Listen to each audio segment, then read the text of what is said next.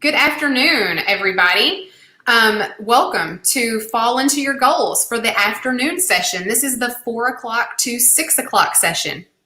So, if you are a returning, a newly enrolled, or prospective student with questions about the fall 2020 semester at WKCTC, we are here to help you.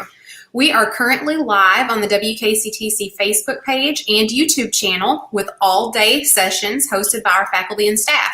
So we were live this morning and now we're doing it again for the afternoon. We are ready to give you all the big answers in one big day. So if anybody has questions, if you have a question, type those questions in now. Any question is valid. If you've got questions about the 2020 fall semester, if you've got questions about financial aid, get those questions in there. We have got faculty and staff in the chat section here to help you. Anybody who asks a question today is going to be entered into a drawing for a gift card. We're going to draw for a gift card at 5 o'clock and one at 6 o'clock. So you guys get those questions in. Also, if you register for classes today, you're going to be entered into a drawing to win a laptop. So you've got a little bit of time left. And also we're going to have a link in the comment section. Kathy, if you would put that link in the comment section to Blackboard Collaborate, that is going to be a link for you guys to talk to advisors and they will help you to get registered for fall. Tam, over to you. Okay. Well, we didn't introduce ourselves, Mary Beth. We didn't tell everybody who we were on this time. So that's true. So my name is Tammy Thompson, and I am in the marketing office here at West Kentucky. I'm the public relations coordinator, and I am the co-moderator with Mary Beth. Go, Mary Beth. Yes, and my name is Mary Beth Head, and I also work in the marketing office with Tammy Thompson. I'm the web services manager, and we are here to help moderate this chat and to help you get the answers that you need. And when we refer to Kathy, she's also Kathy McCaney. She is in our marketing office as well. So we have a lot of the team here, and Dan Shepard, who, we have a lot of the marketing people here helping with this live stream, and he's directing for us. So we're here to give you all the information that you might need to answer your questions. So you want me to go ahead and start? That'll be great, Tammy. You just go for it. All right. Okay, so the first thing we're going to do is we're going to be talking with Mason Tutor, who is over our tutoring center. So Mason Tutor in our tutoring center. So welcome, Mason. How are you? I'm doing great, Tammy. Thanks for asking.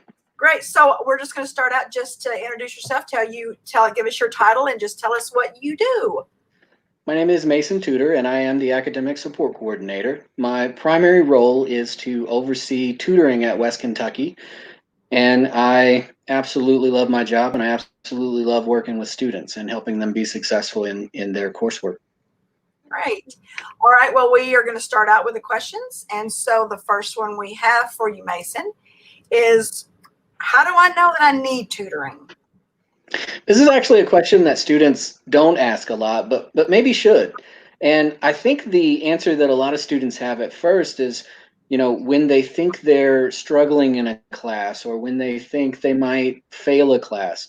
But really, I really believe students should be coming to tutoring if they don't have an A in the class. And if they don't know beyond a shadow of a doubt that they're going to get an A in that class, I think you should come to tutoring, because being in college is about being successful. It's not about skating by. So that's when I give students advice to go ahead and come on to tutoring. Great. So I would just to follow up on that. So where are you located?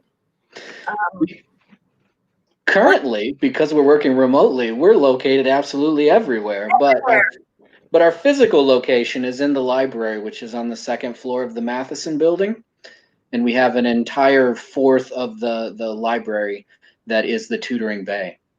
Okay, but as you said, right now, you're doing online, so you're everywhere. You're doing that. Great. Right. So the next question is, what happens during my tutoring appointments? Lots of different things can happen during a tutoring appointment, but some of the main things that we want to happen are for you to get your questions answered, the things that you don't understand about your class or the specific material that you're working on. But some other higher goals that we have are so that you can become a better student and be more successful, not just in that student role, but then as you move forward and you get that degree or you get that certification and then you get that dream job, we want you to have all of those skills and have a very good understanding of where you come from in your college setting. So we really want to give you strategies that are helpful, not just to your college situation, but also to your professional career that's in front of you. I'm not sure what that was. Okay, so here's a question. Okay, does tutoring work, and what should I expect to get out of my experience when I go to tutoring? I've actually examined this question in all kinds of ways. And so the first part I would answer this is that tutoring does work, and our students tell us so absolutely all the time. The vast majority of our students aren't just satisfied customers. They're just so happy. They come into the tutoring center and they, want to give us high fives. They send us emails and tell us, how well they did on their test or the class in general. And so we get a lot of feedback from our students that they've been successful. And so we know that our tutoring relationship has worked with those students. As far as what you get out of your tutoring experience, what we really want you to get is better than you expect, right? That's what we're shooting for. We want you to get, again, I'm going to sound like a broken record, but we want you to get those skills that make you better at everything that's related to that class, whether that's learning or the soft skills or the organizational skills. So we're there to support a lot of different things. Okay, so we have a question from Facebook. Yes, I'm trying to find it. It just shifted on me. I'm sorry about that. Can we come to the library to study and get help if we need it when campus is open? Currently, we are only accepting appointments in the library, and that's coming from what I know about the library. And tutoring will only be accepting appointments as well. As fall changes, that may change, but again, that's going to be contingent upon the Healthy at Work guidelines that we get, not only from the governor and state organizations like CPE, but also the Healthy at Work guidelines that West Kentucky is establishing as well. Okay. We also have this one. Do I need to schedule tutoring or are walk-ins available? In the summer, for sure, you need to schedule an appointment because walk-ins are not going to be an option until later. And in general, our students are so busy that they only have an hour here and there. So it's much better for most of our students' schedules to schedule that ahead of time, because it's really disappointing to walk in with that 1 hour free you have a week and to find out that all of the tutors are in a session right now and they can't get to you until you no longer have free time. So I would definitely encourage that, but walk-ins are often available in that same vein. Okay. All right. So, let's just talk about how much it costs. Does it cost anything, Mason? Well, I can proudly say that tutoring is free to West Kentucky students. However, I don't like to talk about the cost because free doesn't really get at the value that a student gets. So I like to talk about it in terms of how much is it worth. And so I've worked very hard to get faculty input and to recruit really high achieving students, and then to give them top-notch training, which is recognized at a national level, and then to supervise them with my 20 years of experience. So what I've done is created a really good quality program. And so what we can see is in the community, you may be able to get tutoring between $10 and $20 an hour, but the type of tutoring you'll get at West Kentucky is probably worth something more like $50 to $75 an hour. So yes, it's free, but it's worth $50 to $75 an hour. That's amazing. I mean, the benefit of that is the thought if you had to go out elsewhere and get the type of quality tutoring that's available at West Kentucky, you would pay a lot of money to do that, and you can get just as good or better quality at the college with you, Mason. Like you said, you have 20 years experience in tutoring, and you have excellent tutors that are helping you do that. So absolutely. So the next question I have, so So you talked about making an appointment, but can I make multiple appointments? How often could I come to tutoring if, in a semester? We try to be responsible. So what we want is students to be able to get tutoring if they need it. So we don't necessarily want students who don't realize they need tutoring on the first day of class to lose out because other students have taken all of the tutoring hours very quickly. So what we do is we limit it to one tutoring session per day per class that a student is enrolled in. However, that's a guideline, and we can relax that in certain situations. And summer is a prime example of that. So in summer, the course schedule is condensed. You have about half amount of time, and that's some of the longer classes in summer. So oftentimes we do tutor students more than that. We just like to discuss that and to make sure that we have the resources to handle that and the incoming students who are needing assistance as well. So okay, go ahead, Mary Beth. I think we have a comment from Facebook. Yes. The question is, are there going to be certain hours for the tutoring center to be open? Currently, the library is open from 8 to 4, so we'll mirror those hours. In the fall, we're generally open from 8 to 5:30, but I haven't seen where the library has set hours yet for the fall, so we'll work in partnerships with the library there as well. And again, right now, Mason, it's for appointments only. You have to make an appointment to come to the library, an appointment to come to tutoring. Correct. And you wouldn't have to double appointment. You don't have to make an appointment with the library and tutoring. Just tutoring will get you in the door. Okay. All right. And you talked about, right now, our hope is that in the fall we'll be having in-person classes. And so hopefully we'll be able to come in to make those appointments and come to see you, Mason. We'll have, hopefully, we're going to have in-person classes, online classes, and a hybrid of both.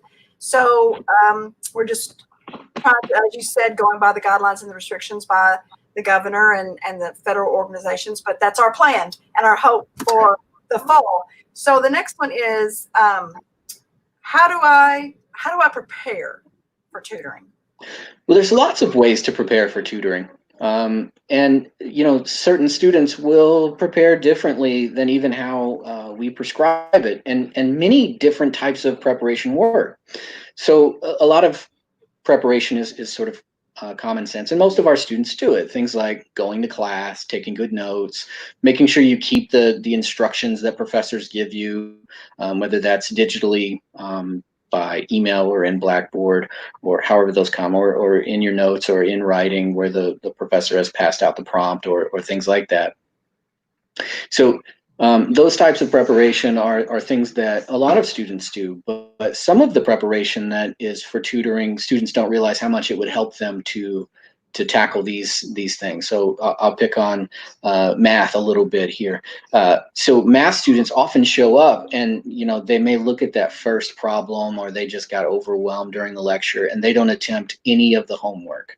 And they come in and they show up and they have, say, 55 problems, and we can't cover that in an hour, and additionally covering that in one time span may not be beneficial to the student anyways. So but there may be a section where they do 15, 16 problems in a row and didn't need us at all, but that took part of that hour that they were going to use with the tutor to process those problems. So it's actually a lot more effective if you try your homework before you get to the tutoring session so that you know which areas you're having problems with.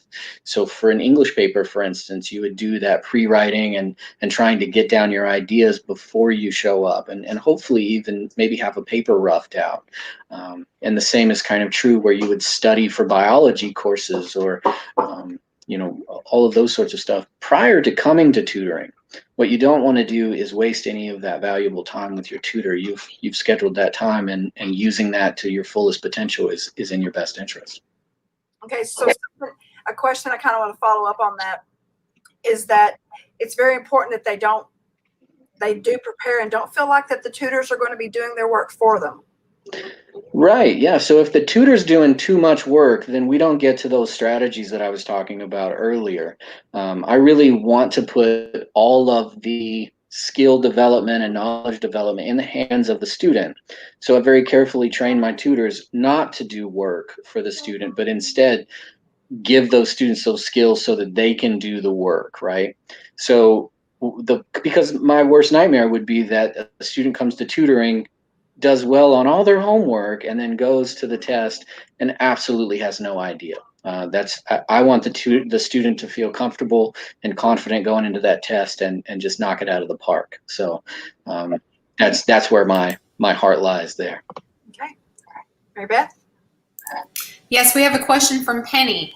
If we get a tutoring session a couple times a week, will we have the same person as the tutor, or can that change per day? Both of those scenarios are possible.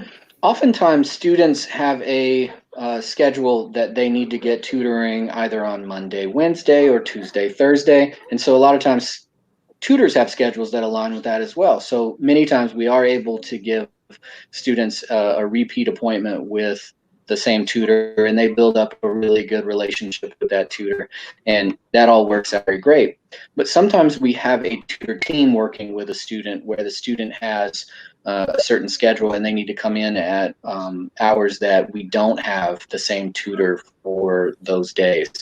So in that case, the tutors do speak and make sure that they know kind of what's going on and where the baton needs to be passed and things like that, so that we can provide as seamless a service as possible in those situations. But both of those scenarios do occur quite frequently. Okay. I have another question, Tammy, from the chat. And sometimes we throw these words around and we just assume everybody knows what we're talking about, and that's not always the case. John is curious, what is Blackboard? So my answer to John would be that Blackboard is just simply an application that's used for online learning. It's a tool that our faculty and staff can use to reach out to you, to communicate with you, and to teach you. So if either of you have a better definition of Blackboard or a different scenario, please let John know. All right, we have one last question. Blackboard is actually an LMS. Go ahead, Mason. Go ahead. Blackboard's an LMS, which is a learning management system, which means all of the assignment, the lectures for the course, all of the additional files, all of the things that you need that are associated with the course get dumped into Blackboard. But Blackboard also gives you a place where you can submit assignments, receive feedback, and get grades on those same assignments as well. So it's a very comprehensive, I'll borrow from Mary Beth a little bit, app that lets you take a college course. All right, so one last question, Mason. You were talking about remote offerings with tutoring. And so as we prepare for going back in August 17th with in-person classes, what will tutoring look like in person while WKCTC is following safe at work precautions? Right, yeah, so we will be tutoring with social distancing. We'll ask our students and require students who are receiving in-person tutoring to wear masks. We'll be wearing masks. We'll be following disinfection procedures and policies as established by West Kentucky and KCTCS. And so the side-by-side tutoring that some of our students might have had prior to this pandemic will not return in the fall at this time that we know of, right? So 6 feet distance, which means the tutor will probably be at a whiteboard and the student will be at a table. And then in certain situations, we may have to move to a remote tutoring while you're in the tutoring center, so that we'll be available from 6 feet away. But sometimes we just can't see what's on your computer screen to be able to help you. And in that case, we would need to get on computers so that you can share that to us from across the tutoring center and at a safe distance. So it's going to look different, but we've been making it work for all of this summer remotely. So I think having the option of being able to bring students, even in a limited capacity, into the tutoring center will increase our ability to do that even more. Yes. And I have another question from Lori, who asks, do you know yet if classes will start on August 17th or if they will be online at first? Yes. So the answer is yes. It is my understanding that classwork is still scheduled to begin on August 17th. They won't necessarily be online at first, but as we've been saying, we will be putting precautions into place to make things as safe as possible. So yes, we will be, the plan is that we have a variety of options. So we are going with the hope of in-person classes beginning August 17th. And then we have the opportunity for a hybrid of those, some in-person classes and some online classes. And then should we need to go to fully remote again, we are prepared to do that to just help our students be successful, no matter what that looks like. So I think that answers the questions that we had for you, Mason. So we appreciate you joining us, and we will talk to you soon. I think Mason might have frozen, so it was perfect timing. It was, wasn't it? Okay.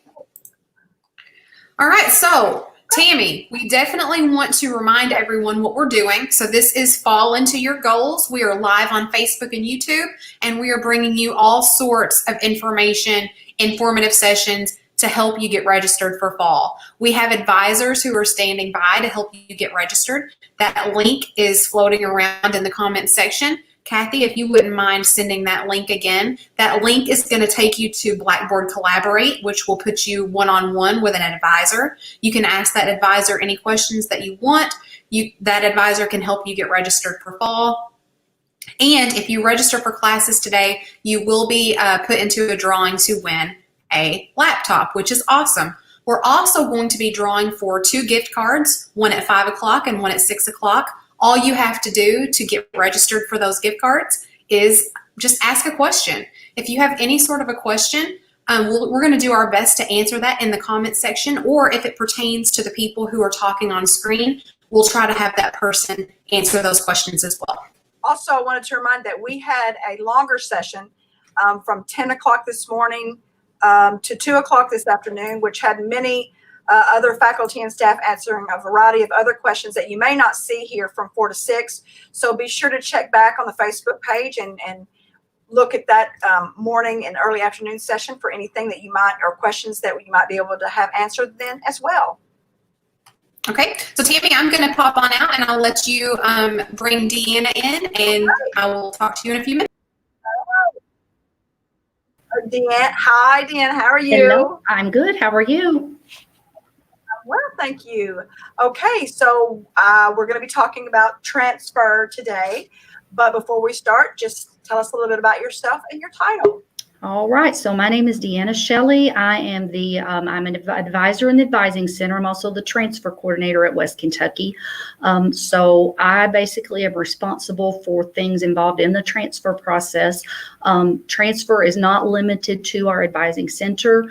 We have multiple advisors that are very qualified in this area to work with students on the transfer process. However, faculty are involved in that. They work with their advisees to guide them through that process. So basically what I do is I prepare transfer plans to have them available for reference for students, faculty and staff, act as a liaison whenever possible for students with the four-year schools, and just keep those lines of communication open between the schools and our campus here.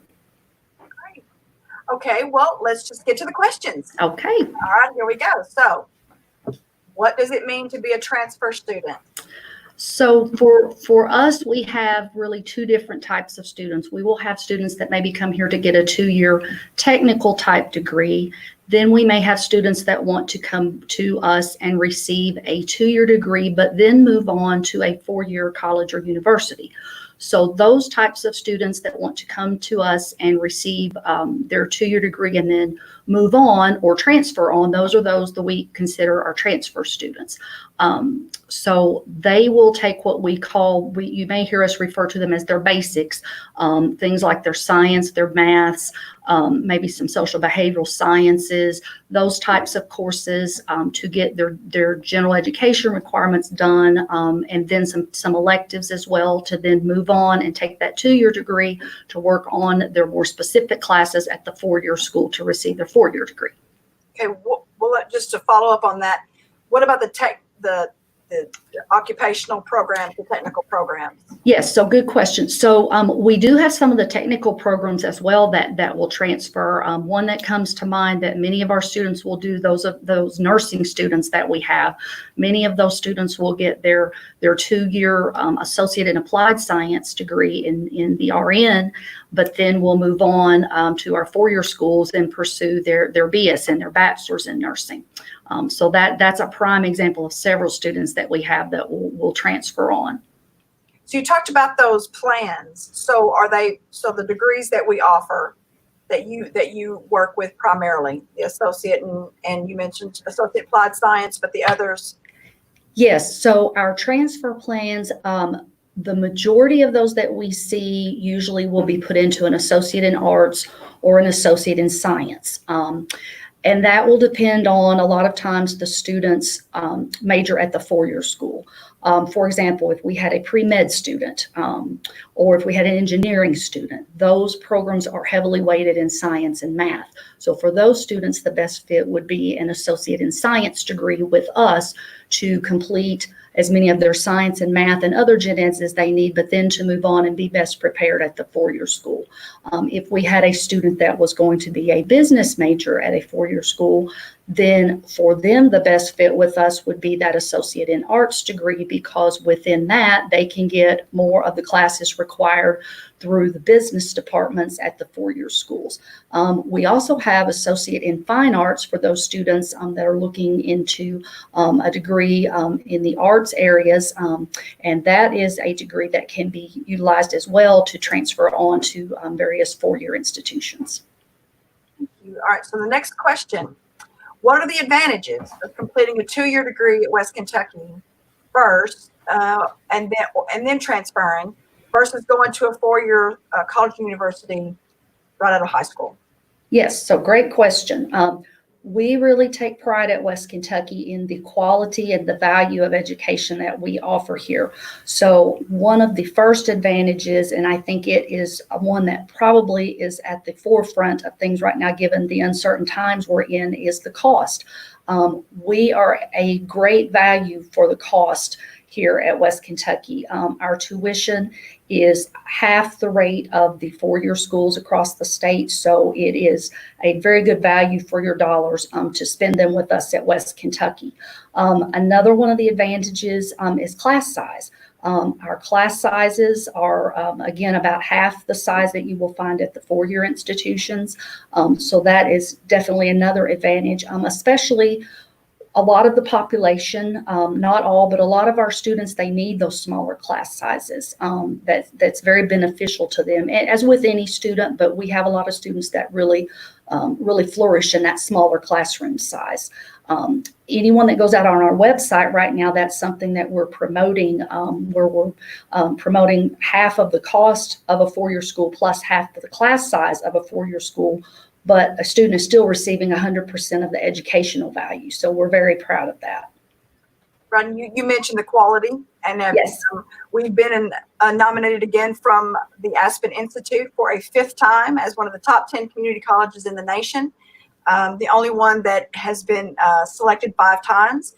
So, that speaks to the quality that you mentioned, and we're very proud of that. And, that's something that we, want to promote to our students, that this is a quality institution, like you said, with excellent cost and excellent class sizes. So I'm just going to go here. Do I need a list? What do I need to list as my program if I'm planning to transfer? Yes, so I think we touched on that a little bit previously, but as I said, most of our students will usually use either the associate in arts degree or associate in science degree. Sometimes we will see associate in fine arts, but it is not a one scenario fits all. So we do work with students on an individual basis. If there is an option that fits their needs better, for example, there are some of our other technical programs besides the nursing program that the students can bridge into a 4-year degree. Our MIT program has a seamless transition for students that they can transfer on. Industrial maintenance, Murray State has a nice seamless transition for those students to go on and pursue a degree at Murray State. So it's not just geared towards the students going on to the 4-year for something like a elementary ed or pre-med, something like that. We do have options for our technical students as well. And one of the things that I do is if a student needs a plan developed that is not available on our website, which we will probably talk about that a little bit later on, but if it's not available to them, then I will work with them to come up with the course equivalencies that we offer to make that happen for them, to give them those options here with us. Okay, Dan, just so that we can stay on track with your time, I'm going to skip a question here, but can I apply for scholarships when I'm ready to transfer? Absolutely. That can vary from institution to institution. It's a range of GPAs. One school will allow you to apply with a 2.5 GPA. Others are a little higher, a 3.0, 3.25. Each institution has varying amounts that they will award the students. So really on that, we have that available on our webpage. We have the schools, the universities and colleges in Kentucky, we have those listed. And for students to look at that transfer information, really the best thing for them to do is to go on our website at westkentucky.kctcs.edu. In the search bar, if they will type in transfer, that will take them to the page that has all of the transfer information. So it will have the information on scholarships, transfer plans that are available, course equivalencies. They can look at classes here and see how they work at another school, those types of things. But if they have questions, they can always contact you. Kathy, could you put Deanna's information back up one last time?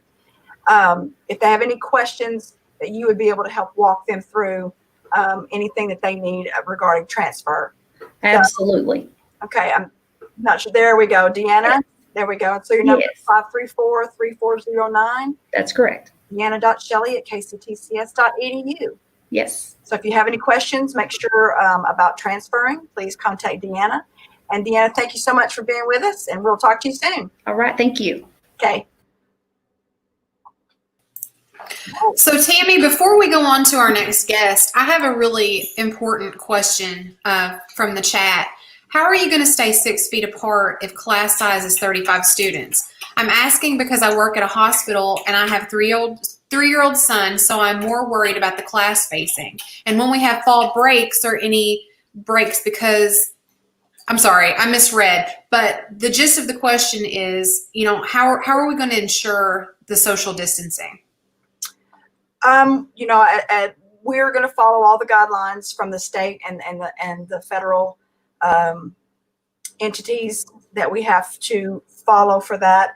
I do know that one thing that we're doing, Ashton, is that we're looking and preparing for additional class instruction spaces on campus, so that if that becomes an issue, then we would be able to be in those other spaces that are made available, so that we can accommodate the social distancing and accommodate our student needs as well. So I know that's something that we're diligently working to answer that question. And we are in phases as we are adapting to the requirements and restrictions that we are abiding by. And we're going to be posting the information as we have it available and confirm on our website in the near future. So you can check our website for that information. But that's one thing I know. That's one thing I know that we're planning on is additional spaces on campus to use for instruction. Yes. Okay. So, Tammy, it looks like the next person on our schedule is Marlo Rhodes. If you're just joining us, I want to remind everybody to ask those questions. If Tammy and I are not the people to answer them, or if our guests, are in a different department, we will find somebody to answer those questions. I know that our colleague Kathy is working very diligently in the chat. We have advisors in the chat.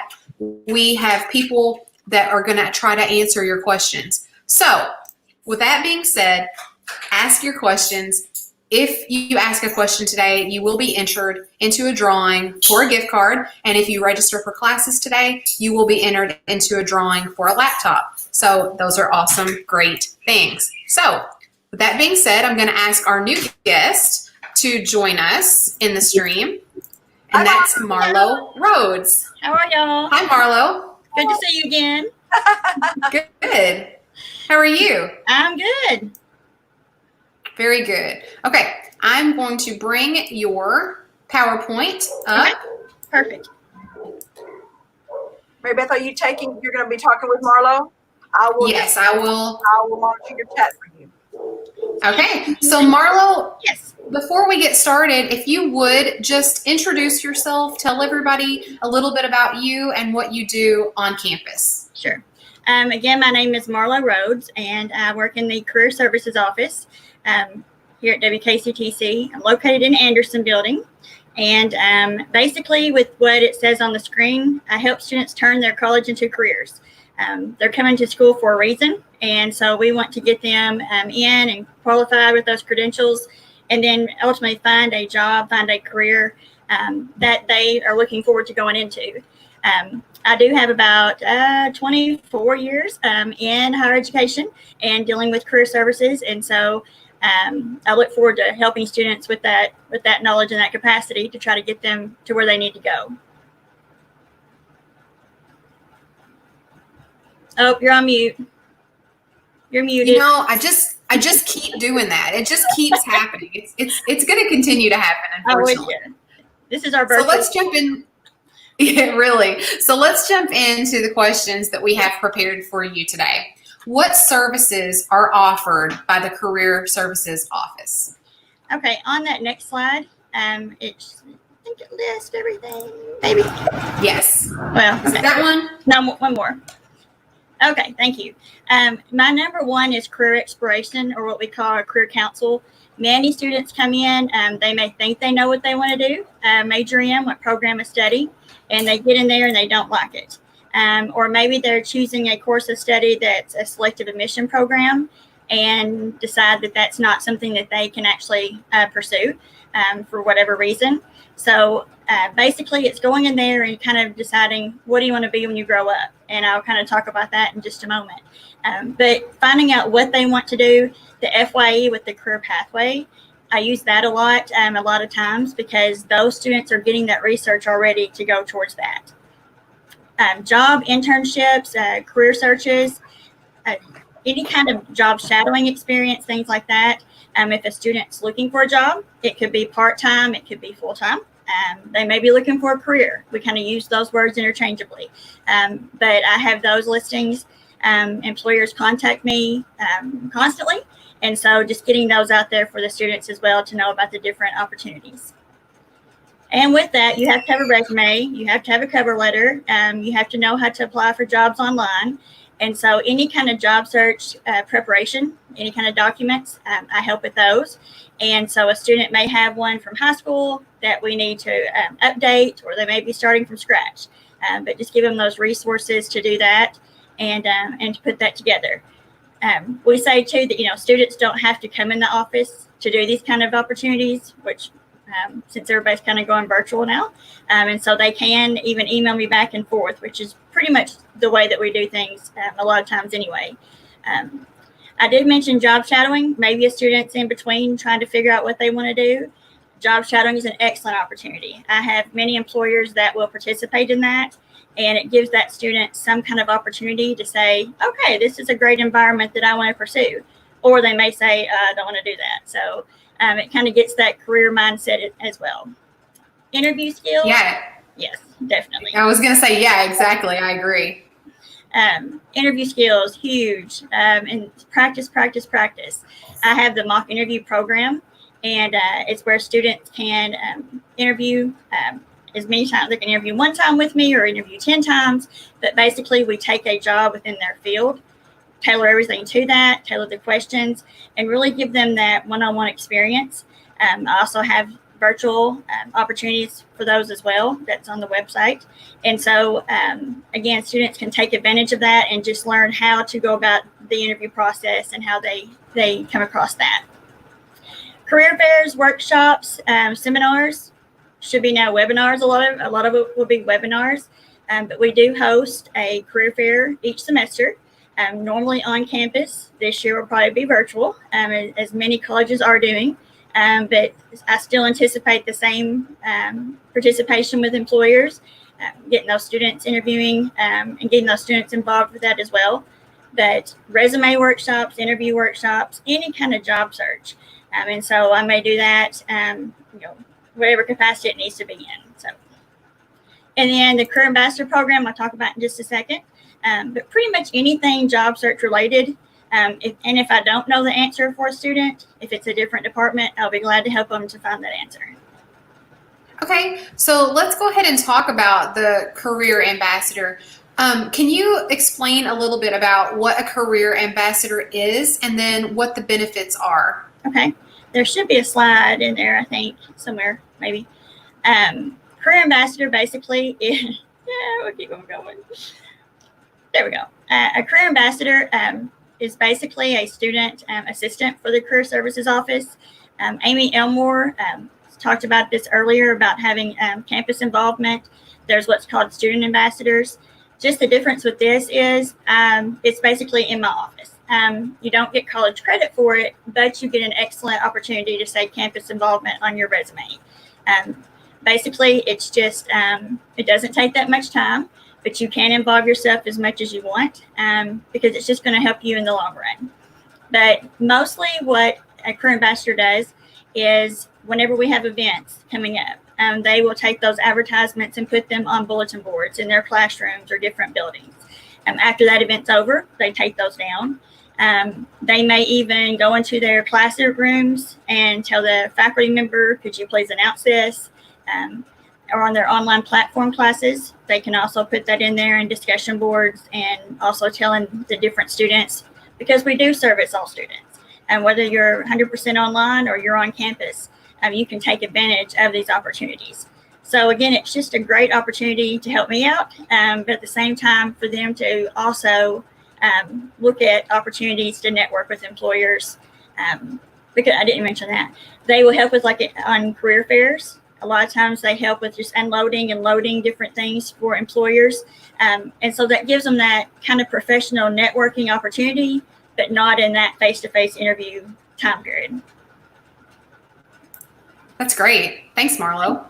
So here's a good question. I'm only a freshman. When should I visit the Career Services Office? Is it ever too early? Favorite question? No, it's never too early. And I love that FYE involves career services so much, or doing the career pathway, because that helps that student realize what it's all involved in that. Typically, it's 3 to 6 months of obtaining a job once you graduate, the statistics say. And so if a student, a lot of times students will wait till they graduate and say, oh, okay, now I need a job. And they come to me and they're like, oh, I have a resume from high school, that hasn't been updated. I interviewed back for something, way back when. And so it's getting that student prepared as soon as possible. And if you come in as a freshman, if you come in as a senior or getting ready to graduate or transfer, or in the middle, anytime is great. It's never too early. That way you can learn about the opportunities. You can score those internships that may turn into a full-time job. And so thinking about it in that respect, it just gets you going, knowing what you have to do, and keeps you in that mindset of, this is my career goal. This is why I'm in college, and then going towards that way. We have a question, Marlo. Awesome. I'm sorry, a follow up a little bit on the career ambassador, and you may have touched on it. How do I apply to be a career ambassador? Great question. There's actually an online application on the website, and I think I have a slide that has that on there. But it's a simple online application. Yes, right there. I think it was back there. There you go. It's just our website /career services. And you can see down there, I kind of cut it off and just did a screenshot, but it has the Career Ambassador Program. It tells all the information about it, and then also has the application that will send it to me. So I'd love to have you. Fantastic. So, Marlo, where can somebody find information on internships, jobs, and careers in fields that they're interested in? Sure. Definitely come and see me. I also have a place that you can register with Career Services, and I think that's on there too somewhere. I know I got out of order, but Sorry, it was my fault. No. But there you go. You can register with Career Services, and that is one way that I also get the jobs out there.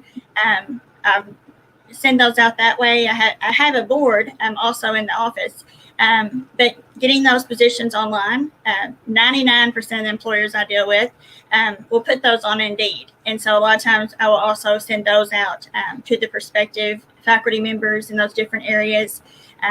But a lot of times students can just look on the information that I have out there and decide if they want to apply for that or not. But a lot of times too, it's just like looking on there.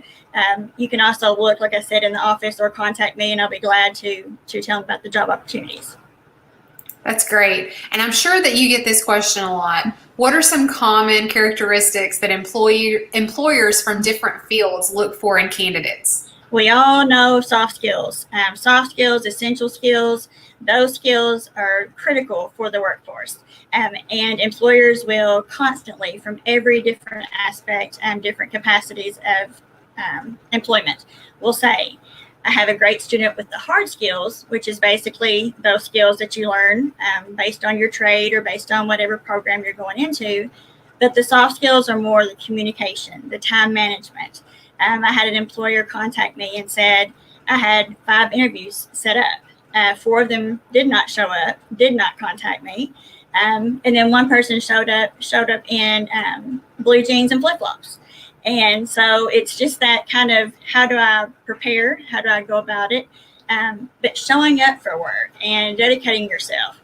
Many students these days are categorized in different populations. And so it's also saying, okay, I'm not the stereotype.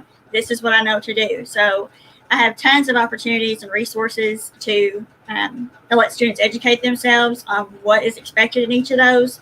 So that is the number one characteristic that employers tell me, hands down. They can tell if a student comes in and shakes their hand or whatever it is.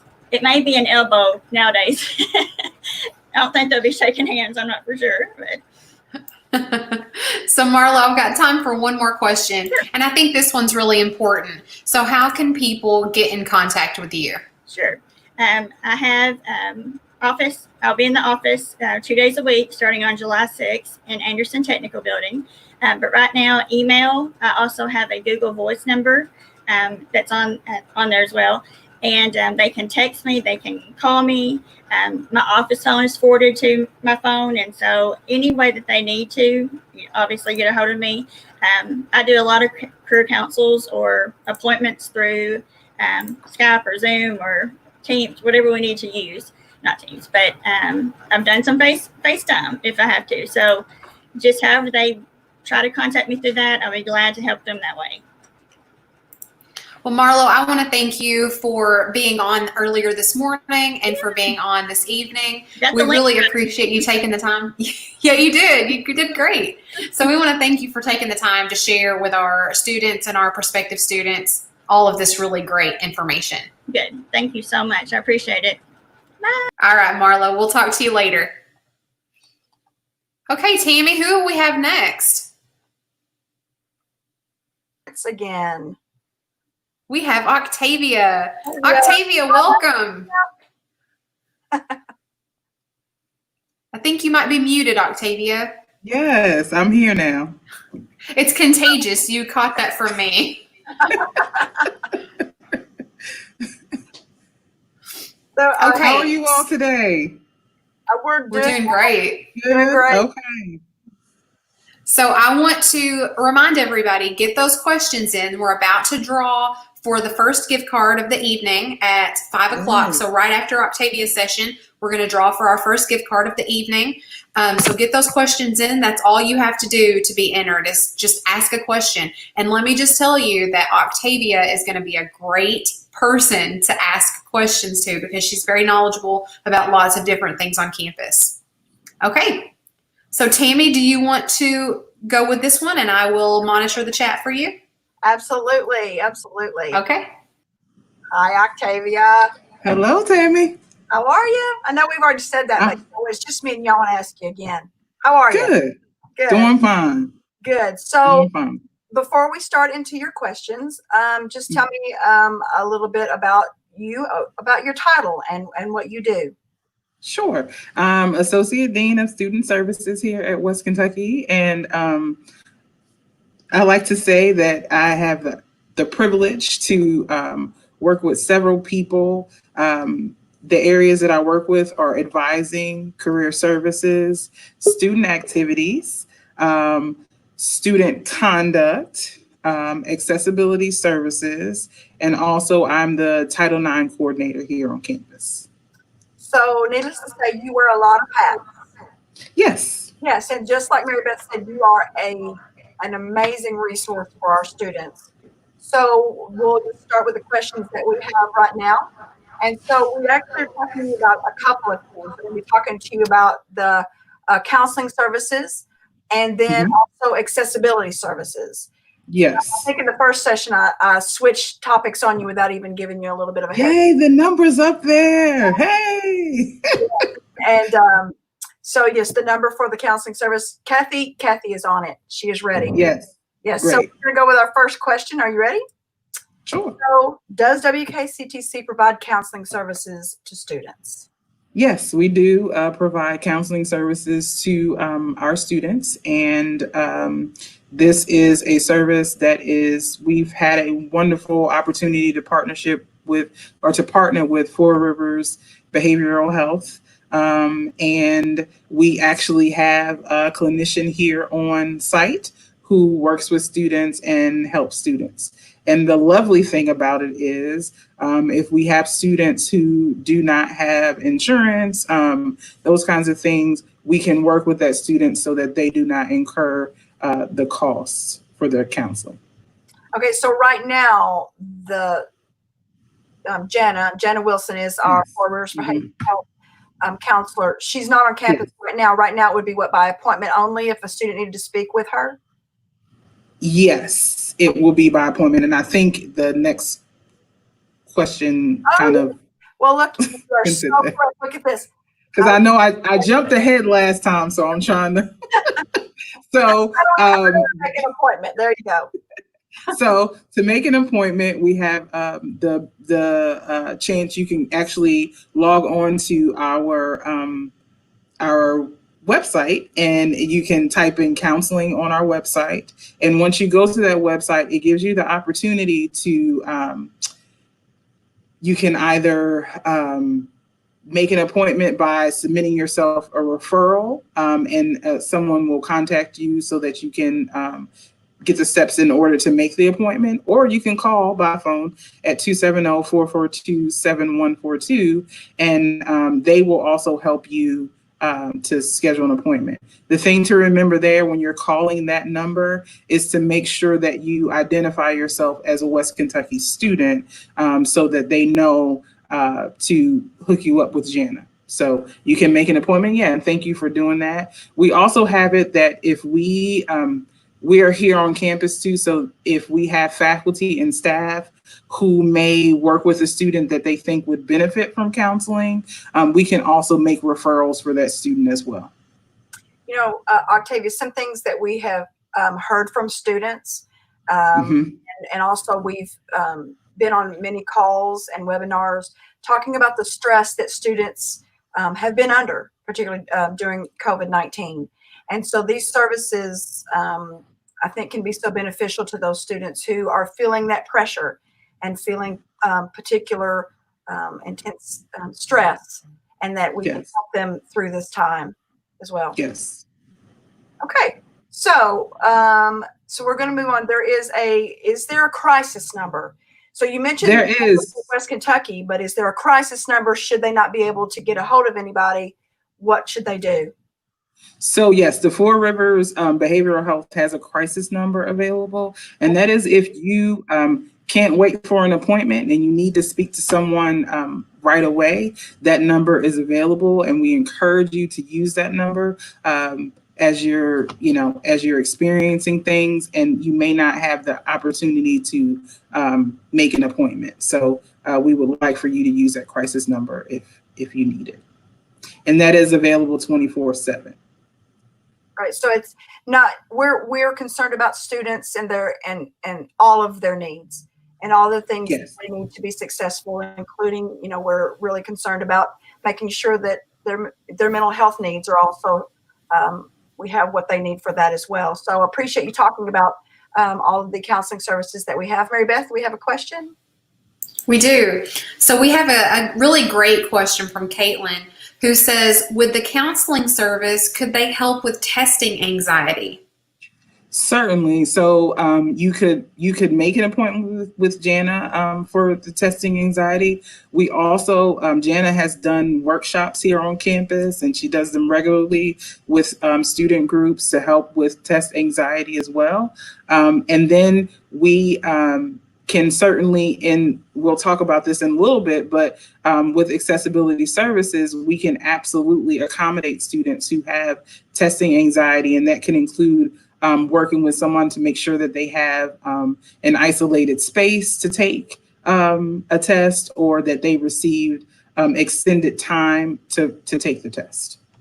Yes, Octavia, that does. Caitlin leads us right into the next topic for your segment, and that is accessibility services. So what is accessibility services? So accessibility services is basically it is a service that we provide to students who have some accessibility needs. And so whether that is physical, whether that is something that they have in terms of learning, they need accessibility in terms of learning, we can provide those services to students. So we have an accessibility services coordinator here who is located in the advising center and who works with students to help them with accommodations and making sure that they are successful here at West Kentucky. Right. And so the next question regarding accessibility services, what are reasonable accommodations? Yeah, so reasonable accommodations, that is what we are required to provide to students who have accessibility needs. And so those reasonable accommodations, it was great, that question. Those reasonable accommodations can include something like extended time on tests, being able to take them in an isolated area. We have students who may need someone to read to them in terms of their exams, and we provide that for a student. We also have students that have physical needs, and so we will make sure that the classroom is set up for them and they have what they need. So reasonable accommodations is what we will provide to a student to make sure that they can be successful and they have what they need for that success.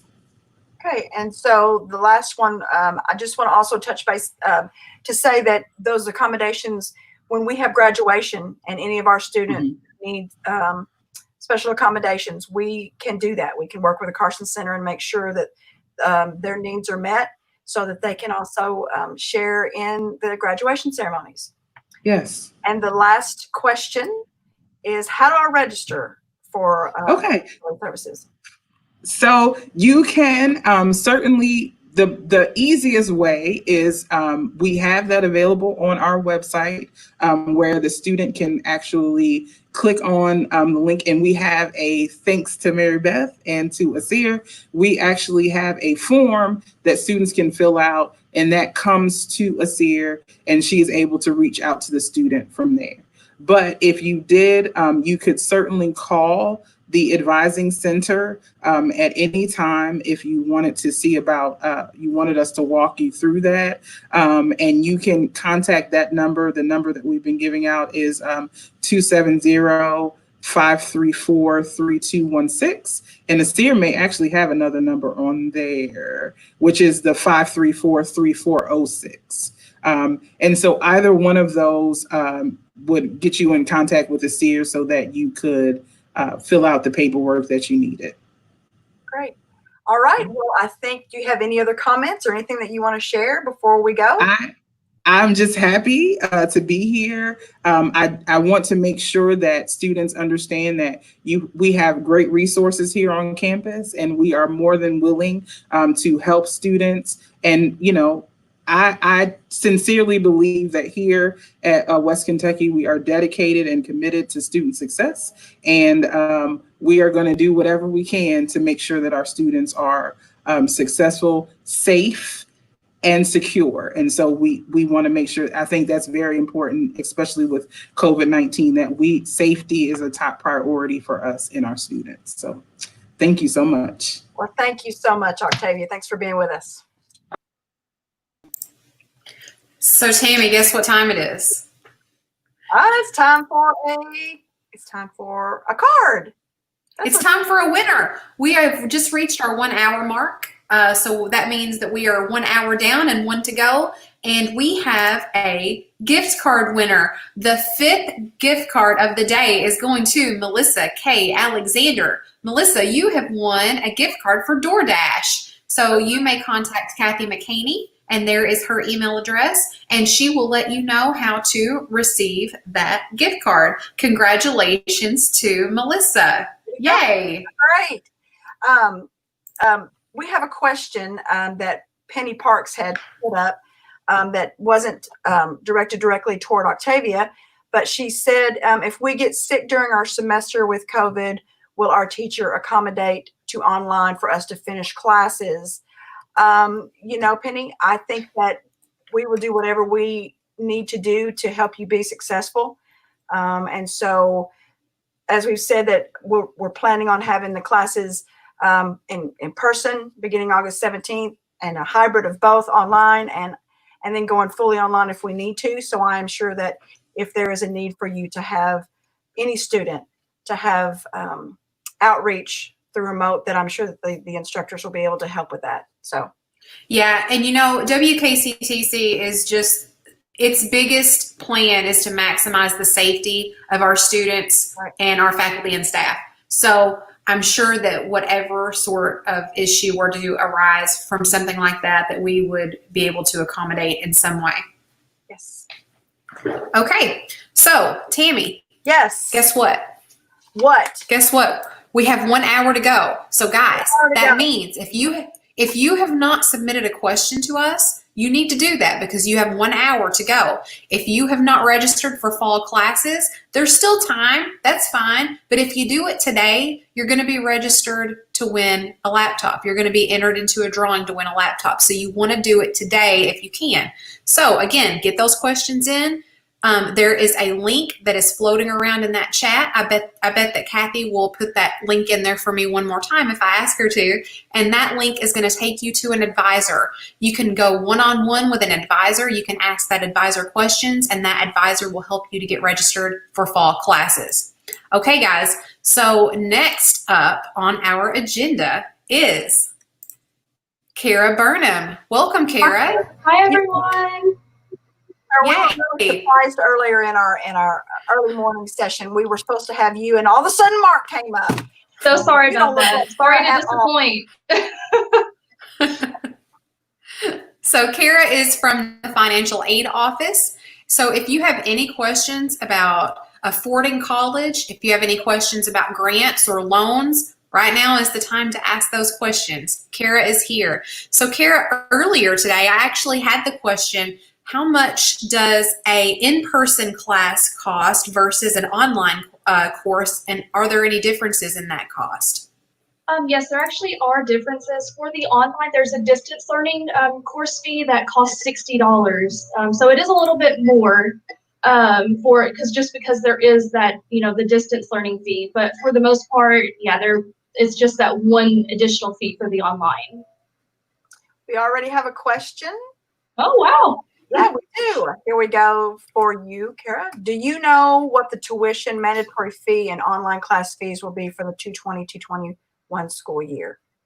Actually, I don't know what the fees are set in stone yet. I do know that on July 2nd that they will start the tuition calculation, and we'll actually know a little bit more information, and we would be able to relay that information to the students. But unfortunately, right now I don't, but I can definitely take your information down, James, and I will let you know as soon as I know. Great. Thanks, Kara. Okay, so let's jump right into some questions, Kara, shall we? Sure. Okay, the first one that I have, how do I apply for financial aid? All right, yes, this is a question that we get quite often. So you will have to file for financial aid each school year, so it will be good for the fall semester, the spring semester, and then the summer semester. So as of now, we're in the summer semester, so that FAFSA application is the 2019-20. For the fall and spring and summer of next year, it's going to be the 2020-21 FAFSA application. You can complete this on studentaid.gov. If you go on there, you can go ahead and complete that FAFSA application. And you will have to have an FSA ID username and password. So if you already have one, great. If not, you will need to create one. If you were required to file taxes, that information will be requested. It will take anywhere from around 7 to 10 business days before we'll actually get the FAFSA in and review your account. If anything else is needed, we'll email you. We'll let you know what is needed. If nothing else is needed, you can see what you qualify for on your student self-service. And also, when you complete the FAFSA, just make sure you put in the correct school code. So if you are wanting to attend WKCTC, our school code is 001979. And if you can't remember that, you can look up the school on FAFSA application as well. So that's a really easy tool that they have in case you can't remember the school code. Okay, great.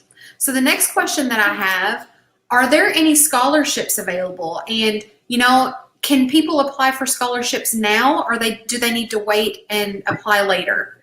Yeah, so actually the scholarships for the 2021 year, they have already been awarded. The scholarship applications open up every October 1st. So the scholarship application will open up this October for the next school year. But we actually do have the Work Ready Scholarship.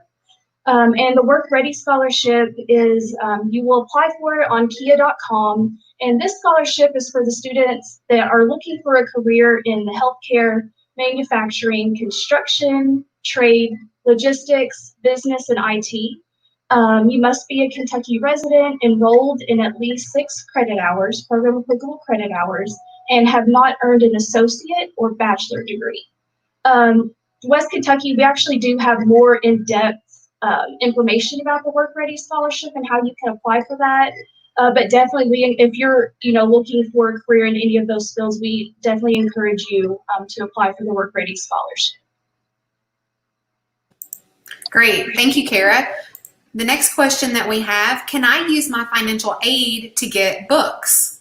Yes, absolutely. You can use your financial aid to get books as long as your financial aid exceeds your tuition and fees. So as long as it exceeds your tuition and fees and you have some money, you can go to the bookstore and get whatever you need to be successful in your class. You will have to have a financial aid bookstore lease, and this is completed on your student self-service. You only have to complete it one time, and it is good the entire time you're enrolled in, at West Kentucky. Okay, so Kara, when you say that you can use that financial aid money to get anything that you need to help you in a class, what about like a laptop or a computer? Oh yeah, definitely. You can definitely get a laptop and a computer with your financial aid as long as you have the enough money to get it, the funds. If it exceeds your tuition and fees, of course you're more than welcome to get a laptop and a computer. And as stated in the earlier stream, I know that Todd has some really good, deals going on in the bookstore for the laptops and such. So definitely, we encourage you to if you need one. Yeah, great. I think that's awesome. Okay, here's a good one. When will I receive my financial aid return? Oh, okay, yes. So if you if you have financial aid left after your bookstore charges, your tuition and fees, if you have financial aid left, you are entitled to a refund. You should receive a refund. And the refunds go out, it is 6 weeks after your courses start. That's for the fall and spring. For summer, we have different disbursement dates for summer just because there are so many, flexible classes and such. So for summer, it does depend on when your summer course starts, when you receive a refund. I do know that some of the courses that started back in June, that they are receiving their refund this week.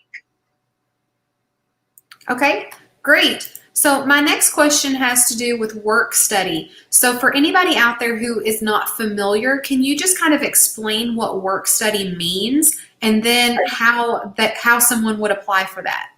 Yeah, so I actually have been the work study coordinator for about 2 years now.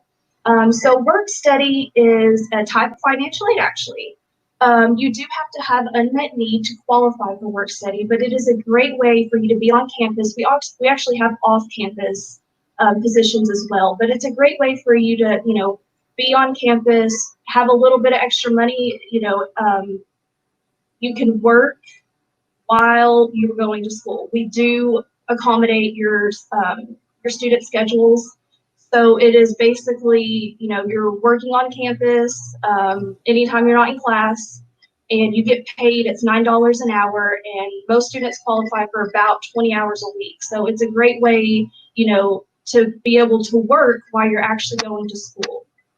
And we do have an application on the West Kentucky website that you can apply for.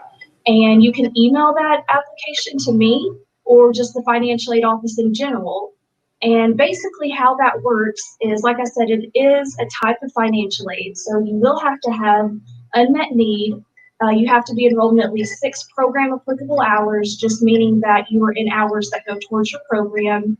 And you do have to maintain a 2.0 GPA. And how to get a job is if there are offices or positions on campus that are hiring, they will come look through the applications. We keep them in office, and they'll come look through the applications. If they feel that you are right for the job that they're looking for someone to do, they will contact you and set up an interview. After the interview, if they're wanting to hire you, they would contact me, and we will start the hiring process. But definitely, if anyone is interested in the work study program, call me, email me, and I will let you know anything else further. Great. Thanks, Kara. So I have one more question for you. And the question is, can I apply for a loan? But before you answer that, can you just kind of briefly talk about the different kinds of aid and how they're different? Because not everybody out there understands like maybe grants versus loans and any other types of aids that may be available. All right, that's a great question. So like I said, loans are a type of financial aid. It's a little bit different though, because say Pell Grant, CAP Grant, SEOG Grant, scholarships, and such like that. That's actually financial aid that you don't have to pay back. But loans, you do have to pay back. So some students do need additional funding though. So that's why we do offer student loans for the students that are needing that additional funding, just in case, they are needing more supplies, or like you said, they're wanting a laptop and they don't have enough money for it. They can, apply for a loan to be able to, charge to get a laptop in the bookstore. But yes, you can apply for a loan, but loans, of course, you do have to pay them back. And before you receive a loan, they will make you go through entrance counseling, which will let a student know everything they need to know about the loan before they borrow. It is great for, first-time students coming in that don't know much about loans. It will literally walk you through the whole process and let you know, what you're getting yourself into before you borrow that loan. But how to apply for a loan is your account must be completed, and you will have to be enrolled in at least 6 program applicable hours to be eligible for the loan. And you cannot exceed your aggregate loan limit. So there is a limit a student can receive the entire time they're in school. So, if you do meet all those requirements, for the summer, the loans are completed on a paper form. And this paper form is located on our school website. And you can email the summer loan request back to me or just to the financial aid office in general. And we will apply it to your account. Also, for the fall and spring of 2020-21 school year, you can log into your student self-service and complete that loan request that way. If there's any questions specifically, if you're wanting to know, how much you can borrow for the year, what you have borrowed, definitely call me, email me, and I would be glad to walk you through any questions you have or just the whole loan process.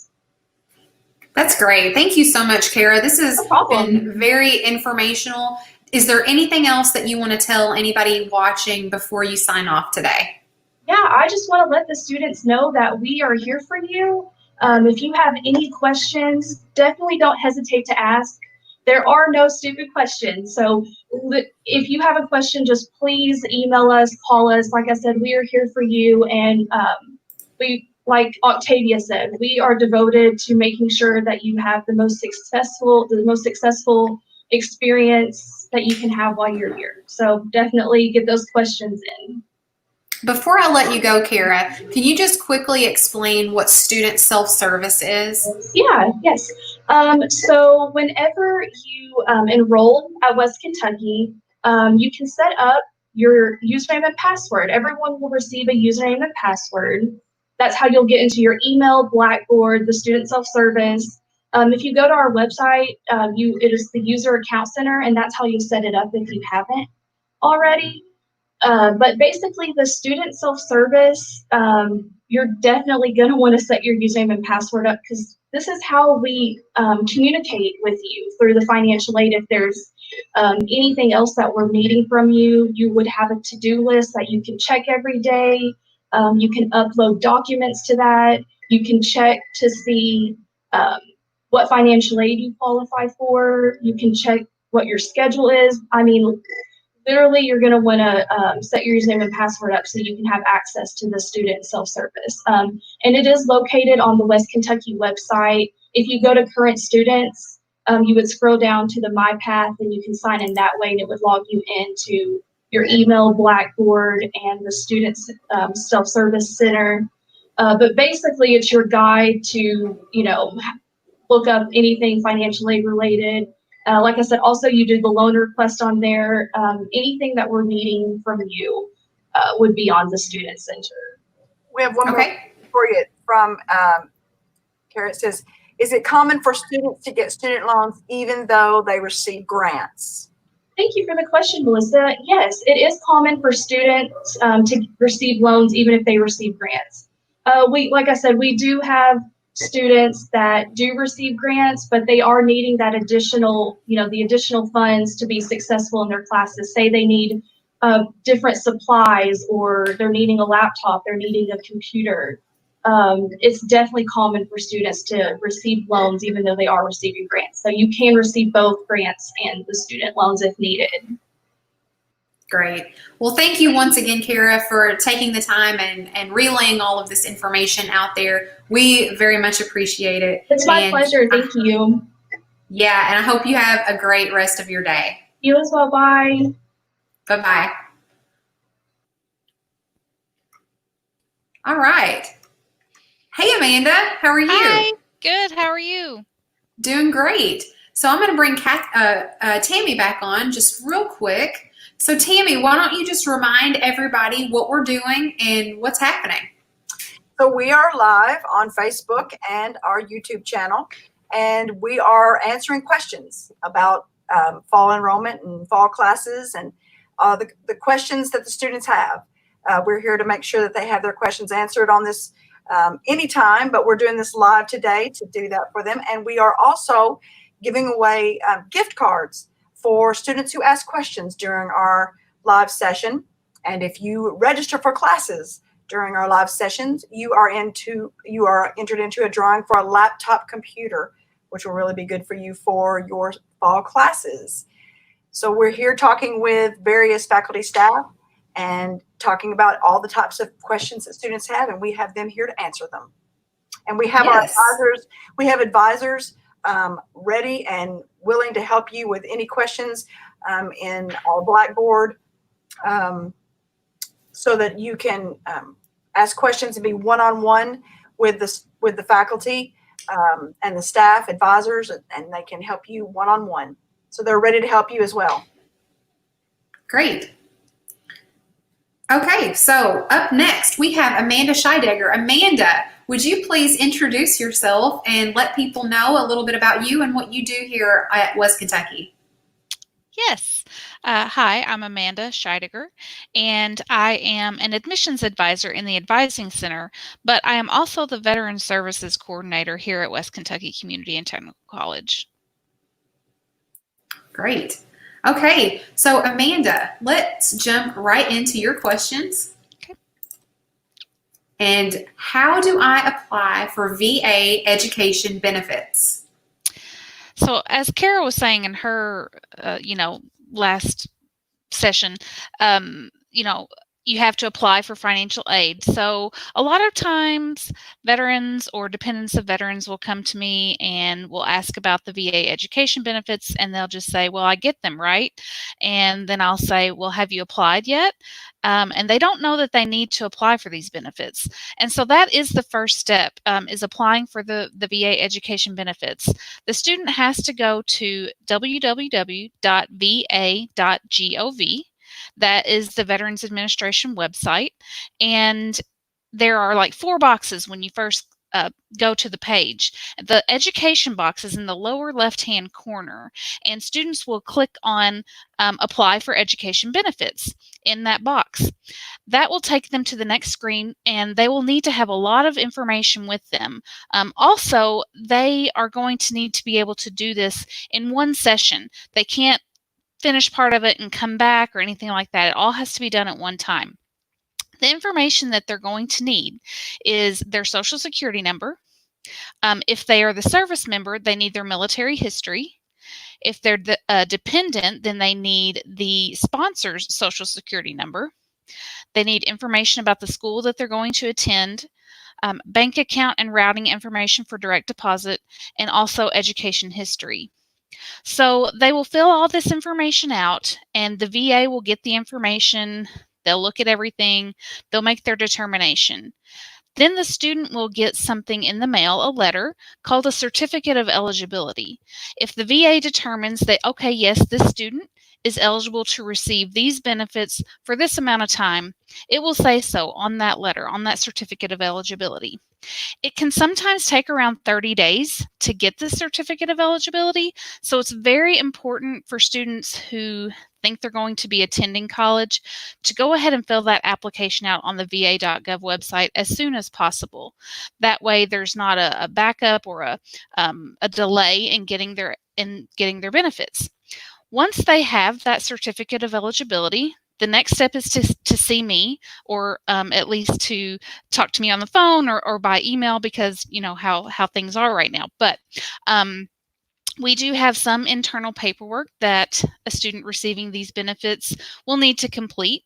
But that's pretty much how they do it. They fill out that application first on the va.gov website, and then they'll see me for follow-up. Great. Great information. Okay, so what are the programs that I'm allowed to take while using my VA education benefits?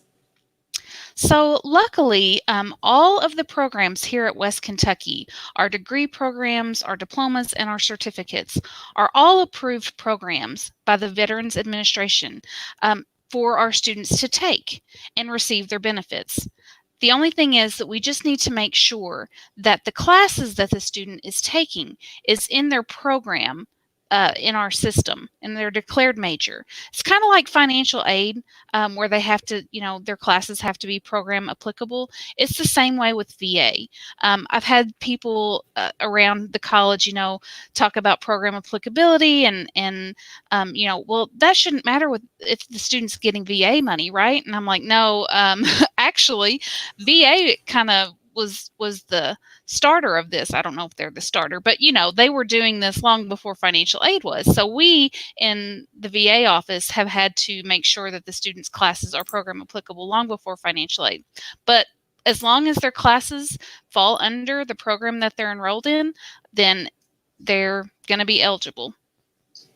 Okay, Great. I'm going to switch gears just a little bit. I saw a comment come through, and Amanda, I know that you'll probably be able to help. Crystal is asking, do you guys offer summer/winter programs? So I know that we don't do a winter semester like at the end of the fall semester, but Amanda, would you like to talk a little bit about summer? And are there any summer sessions still happening?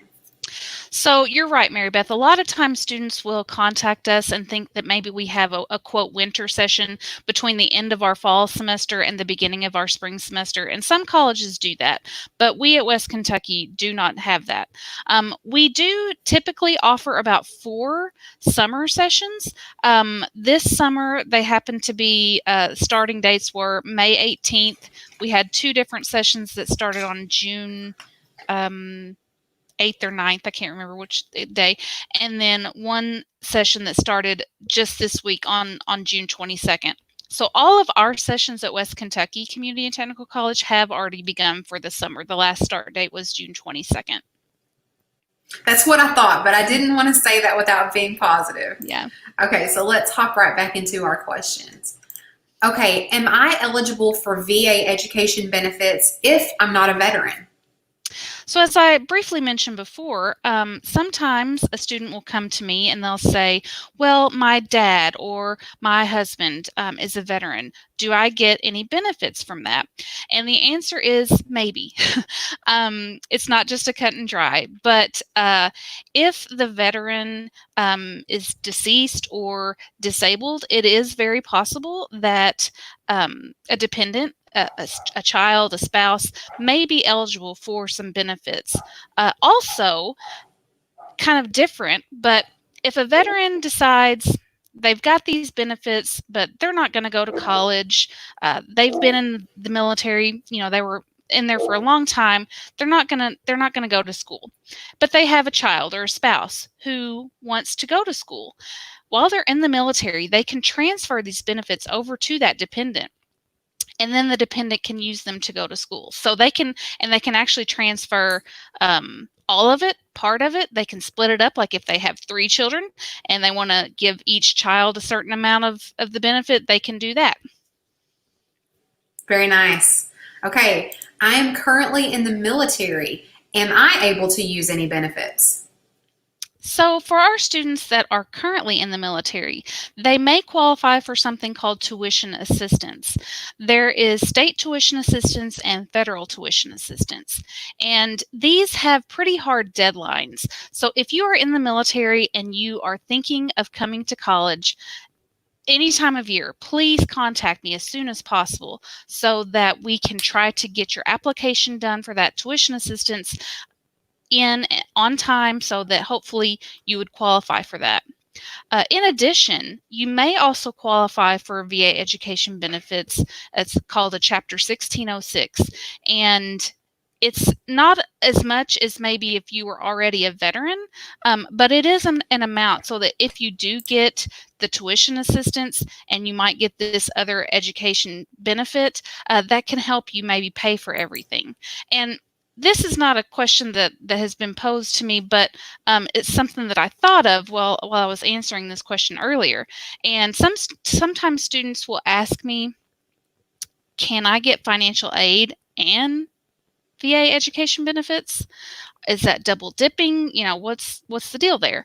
So actually the answer is if you qualify, then yes. So you would have to do the FAFSA for financial aid, and you have to do your application for the VA education benefits. But if you qualify for both, then yes, you are allowed to get both. It's both federal money, but it comes out of different pots, so to speak.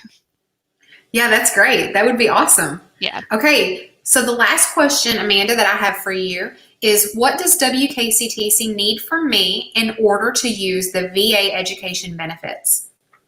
So that application is definitely the first thing, that certificate of eligibility. If I don't have the certificate of eligibility, then I can't really do anything. We do have, like I said before, some internal paperwork, but that's not as important as that certificate of eligibility, because that's the VA saying, yes, this student can get these benefits. So that's the most important thing.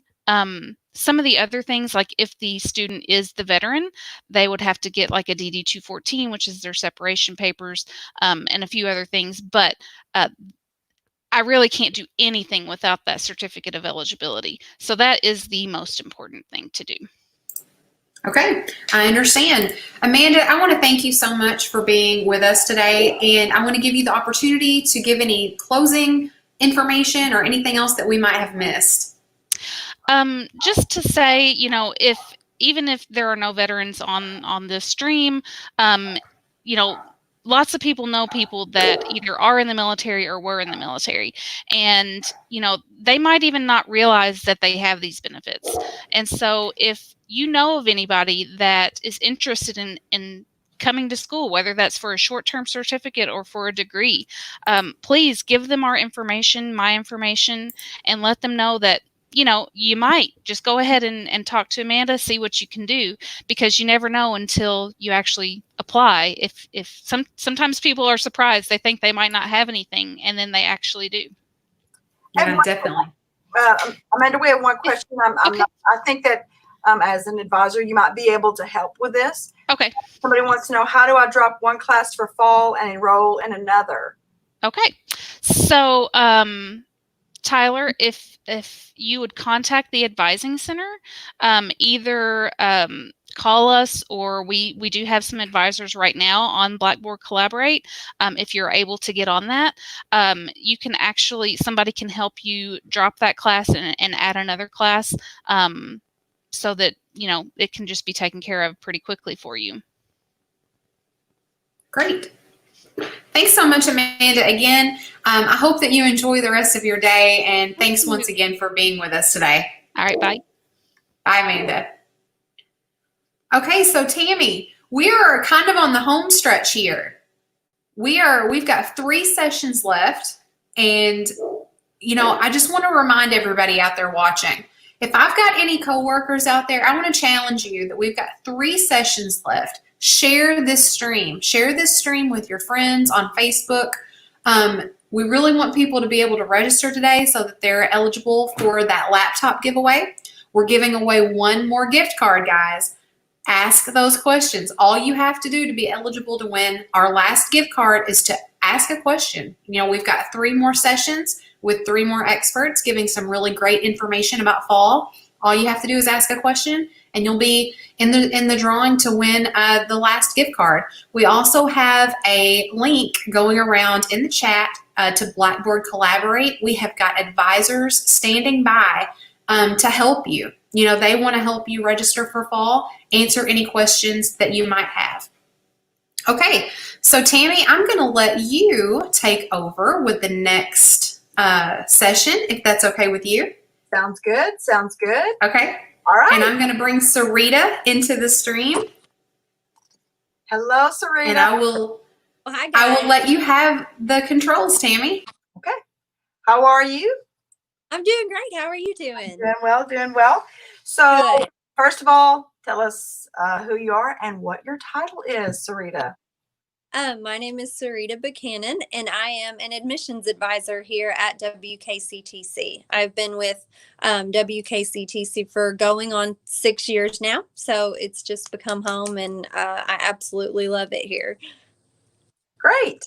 Okay, so let me just get here for just a second. I'm going to get to where I'm supposed to be. How about that? Right.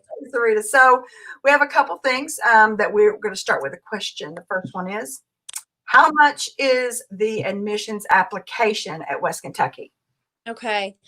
We get asked this question a lot, because students really have to think about planning out financially for college, and that starts with the application process. But our admissions application is free. So that's one bonus that you get when you apply to WKCTC, whereas some universities charge, $30, $50 for an admissions application, and we don't have a fee with ours. I'm always excited about things that are free. All right. So what are the admissions steps to apply at West Kentucky? Okay. So to become a student at WKCTC, there really are 3 steps. You need to apply, send us transcripts, and possibly test if you need to. I'm going to go into each of those in a little bit more detail because it can be different for each student. So please understand that because we needed one thing from one person doesn't mean that we will need the exact same thing from you. So everybody does have to do the admissions application. So that's blanket across the board. Everybody does that. Then we need transcripts. This is where it gets different for everybody. If you are a high school student and you have not taken any dual credit, all we need is your high school transcript and ACT or SAT scores. If you got your GED, then we need your GED transcript.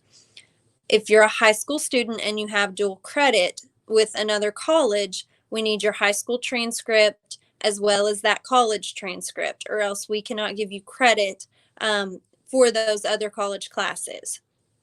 If you are a transfer from another college, we need transcripts from every college that you've attended. If you have less than 12 hours of general education credit, we will probably also need your high school transcript and test scores with that too. So it's different for everybody. Then if you don't have college credit, we look at your test scores, and we'll talk about that in just a little bit. But that's why it's so important for you to talk specifically to an admissions advisor.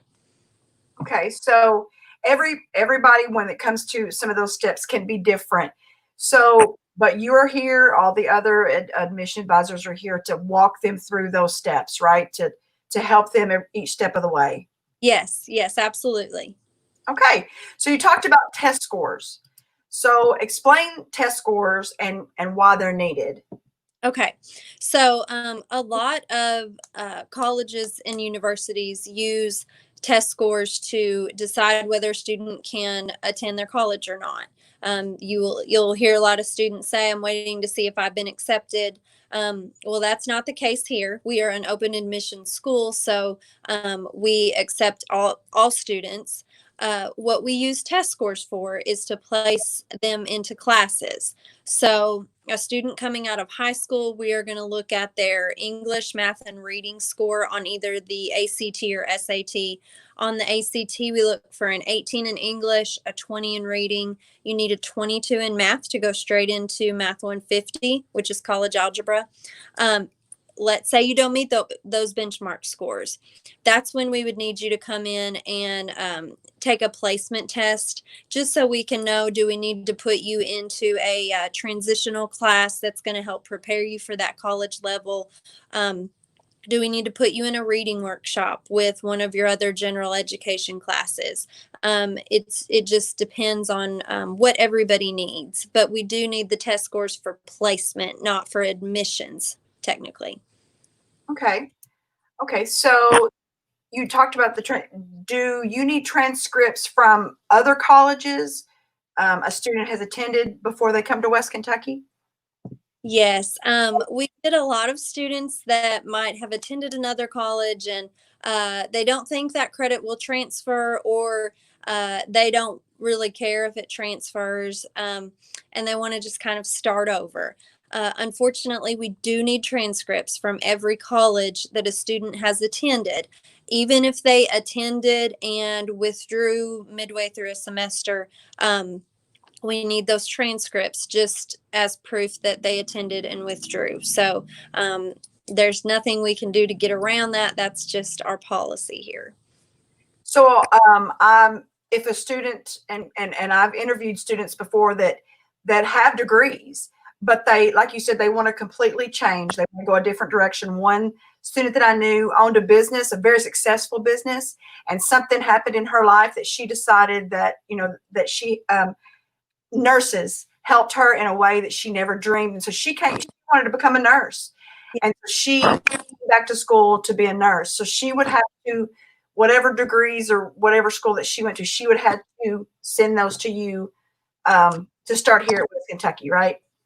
Yes. And that's so we can give that student credit. So she wouldn't have had to start all over. She would have gotten credit for the gen eds that she had taken that would go for that nursing program. So yeah, no matter what what level you made it to at the other school, we do need those transcripts. Great. Okay. So when does the WKCTC scholarship application open? Okay, so the scholarship application for WKCTC opens October 1st. And we did that to line that up with the FAFSA, the application for financial aid, which also opens October 1st. So we kind of did that so it's not two different dates to remember. Our scholarship application is open from October 1st to March 1st. Okay, so the application for the scholarship that's October 1st, when will that apply? The scholarship for the next academic year? Yes, that will go for the next academic year. And I do want to make a note because this I get this question a lot. We have scholarships for students with certain GPAs and ACT scores. Those scholarships are not automatic. So if a student qualifies for that but does not complete our scholarship application, they would not receive that scholarship. And I don't want to see that happen to anybody. So we want to make sure that students are doing that scholarship application. One, especially if you know that you'll qualify, but if you don't know that you'll qualify, we have all kinds of scholarships. So do it and just see if you are able to get anything. It's better than not trying at all. And maybe you will get some scholarships that you didn't think that you would qualify for. And speaking of scholarships, there is a Work Ready scholarship. What is that? Yes. So the Work Ready scholarship was created because in the technical field, in the trade field, there are a lot of positions that they are having trouble filling. There's just not enough graduates to fill those jobs. Jobs like welding, electrical, CIT, allied health programs. So they created the Work Ready scholarship to cover the tuition for students to go into these programs. And one benefit of that is when you're going to school for a trade that needs people immediately, that job placement is 100% when you're done. So it's free school, and then you're guaranteed a job when you graduate. You can't really lose applying for that scholarship, and it is first come first serve. So definitely apply for that, and it covers your full tuition, but not your books. Right. And it is just specific programs, specific, I can't even say that, specific programs for the Work Ready scholarships, not just any program, right? Correct. It does not cover our transfer degrees. It's mainly those 2-year go to work degrees. But a student would need to speak to an admissions counselor to know if their specific degree qualifies for that. Okay, because it's only within the specifics. My goodness, certain programs. Okay, so the last question: who can I call for help with questions I have, including the Work Ready scholarship? Okay, so our main line in the admissions office is 270-534-3435. And we definitely encourage you to ask us any questions you have. I know a lot of times we rely on what our friends say or what we heard, but please contact us and let us help you with any questions that you have. We are here, and we want you to become a student, and we want to help in any way that we can. Great. Thank you so much. So whatever questions you have about the scholarships, about admissions, the steps, anything that you have regarding admissions, please give Sarita a call at 270-534-3454, and she can be able to help you more with that. So do you have anything else, Sarita, before we let you sign off? I don't think so. Just want everyone to know we're here to help, and we can't wait to work with you. Great. Thank you so much, Sarita. We appreciate it. All right. So Mary Beth, we'll say goodbye to Sarita at this time. So let's see. Bye, Sarita.